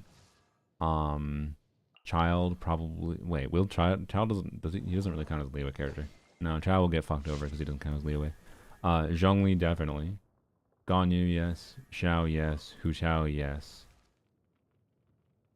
And that might be it for the main cast. Any other 4 stars that make sense? Well, of course there are. I mean, Yanfei, hopefully, yes. Yunjin, hopefully. Lanyan, hopefully. Actually, Lanyan, hopefully, but I don't want her to have a forced team. Like, oh god, if Lanyan is forced to have a leeway teammate in the team to like make use of a buff if it's impactful for her. Who would that even have a rat's chance in hell of being? Nobody. There's not a single leeway character that's relevant as a teammate for her. So, I don't know. Xinyan, maybe. Make Xinyan Bennett level with a buff. I don't know. Ningguang, yeah. Shenhe. Oh yeah, Shenhe, yeah. There's a million leeway characters that are, I'd say, in need of some minor tweaking. Sure, let's end the stream with his Enka profile. He who wishes I'm tired. Tupis of Bloodstained. Whatever's worth it. March of the wild hunt will be sure to drag him into the dark. Wait, isn't it just worse? Or can you not stack this? She doesn't have anything that resets her skill, right? So you only get 1 stack of this? And it lasts 7 seconds for 9% attack. And the 2-piece bonus. Yeah, if you don't reach 2 stacks on this, then yeah, 2-piece is better, I assume. Chongyun, oh yeah, that's true. Chongyun buff would be really cool. Skill hits multiple times. Oh, it does? Okay.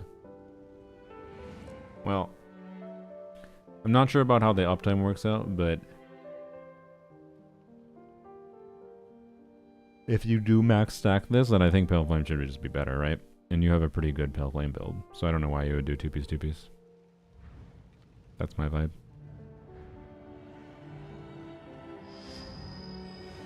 But being that your circlet is eh, and your flower is also okay.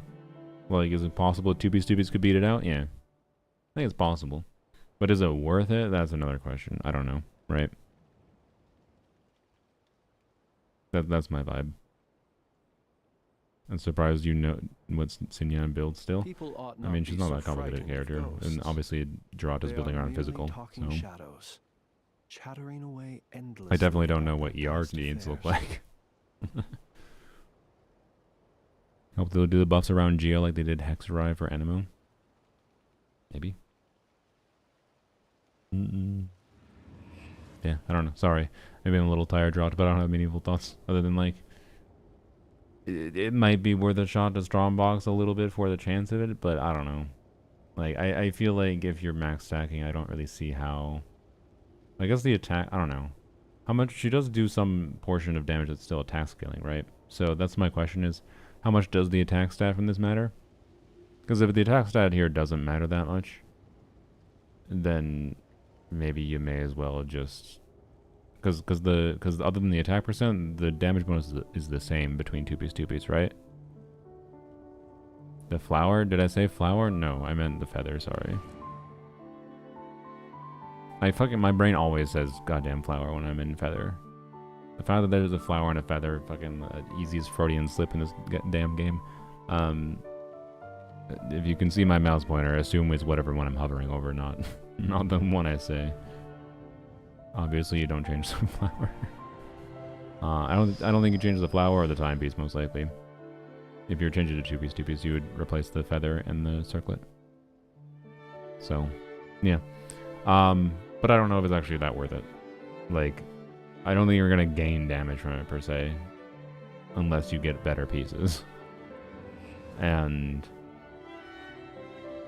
either way, you are farming Pale Flame, or you're farming Bloodstain. Both of these are artifact sets that aren't gonna benefit anyone else, either farming the domain or strongboxing. So like, it's all just for Snezhnaya no matter what. So I don't know if it really matters. I think it's 6 of one, half a dozen the other. That's my vibe. But if the uptime of this being 7 seconds causes meaningful damage loss from her, then 2-piece is probably better. That's my vibe. And the charge attack and shield scales and defense, that's what I thought. Yeah. So like, the attack percent does do something. And it would make me lean towards keeping Pale Flame, but again, the uptime is weird. Wait, is it 14 seconds? It says it stacks. Does it add time or does it just refresh duration? Because most of the time when like you have stacking effects like this with the duration, getting an additional stack will refresh the duration. It won't add on top. But I'm not sure. This was made for Eula, so I would assume it just refreshes. That's typical. I don't know, Pale Flame is weird? Okay, well. I'm not 100% on whether it does or not. But I was operating on the on the recommendation of doing 2-piece being maybe worth it, was on the assumption that it only has 7 seconds of uptime, right? So if you're spending, say, 12 seconds on field, that means like 40% of your field time doesn't have any buff in the 4-piece. So, yeah, it also has like 1.x wording, or slightly after 1.x wording, so I'm not sure exactly. I would check. I assume it does the typical thing where it shows like an icon in your bottom bar for the buff, so I would figure out what that icon looks like when you trigger it by just activating her skill, and see if it lasts 7 seconds or like 14 seconds, right? If it's 14 seconds, I think you use Pale Flame. If it's not 14 seconds, I think it might be worth it just to swap to 2-piece. That's the vibe. It's more worth farming Pale Flame because of tenacity. I mean, yeah, if you need tenacity artifacts, but The tenacity artifacts I think are good to have good options for, particularly having like good crit stats on them, better than people I think give it credit for. I think most people just underestimate the relevance of having good crit stats on supportive artifacts. But at the same time, you don't need to spend 50,000 resin on tenacity. And you can get tenacity pieces from Strongbox. So, you know, like most of my tenacity pieces on my account came from Strongbox. But if you have a use for it, then yes, that could influence things. So, I don't know. Anyways, let's go see if Aggro's live. Do I have an Aggro raid message?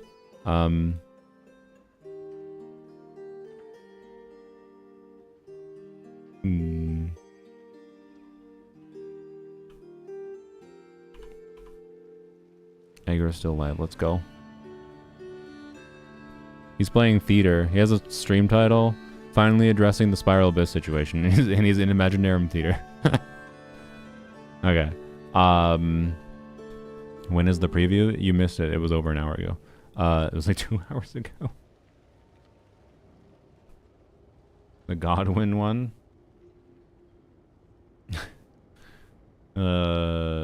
Fine. I feel like this is a little bit risky. I think there is a look. There's a chance that Aggro will ban us for an emote is enough.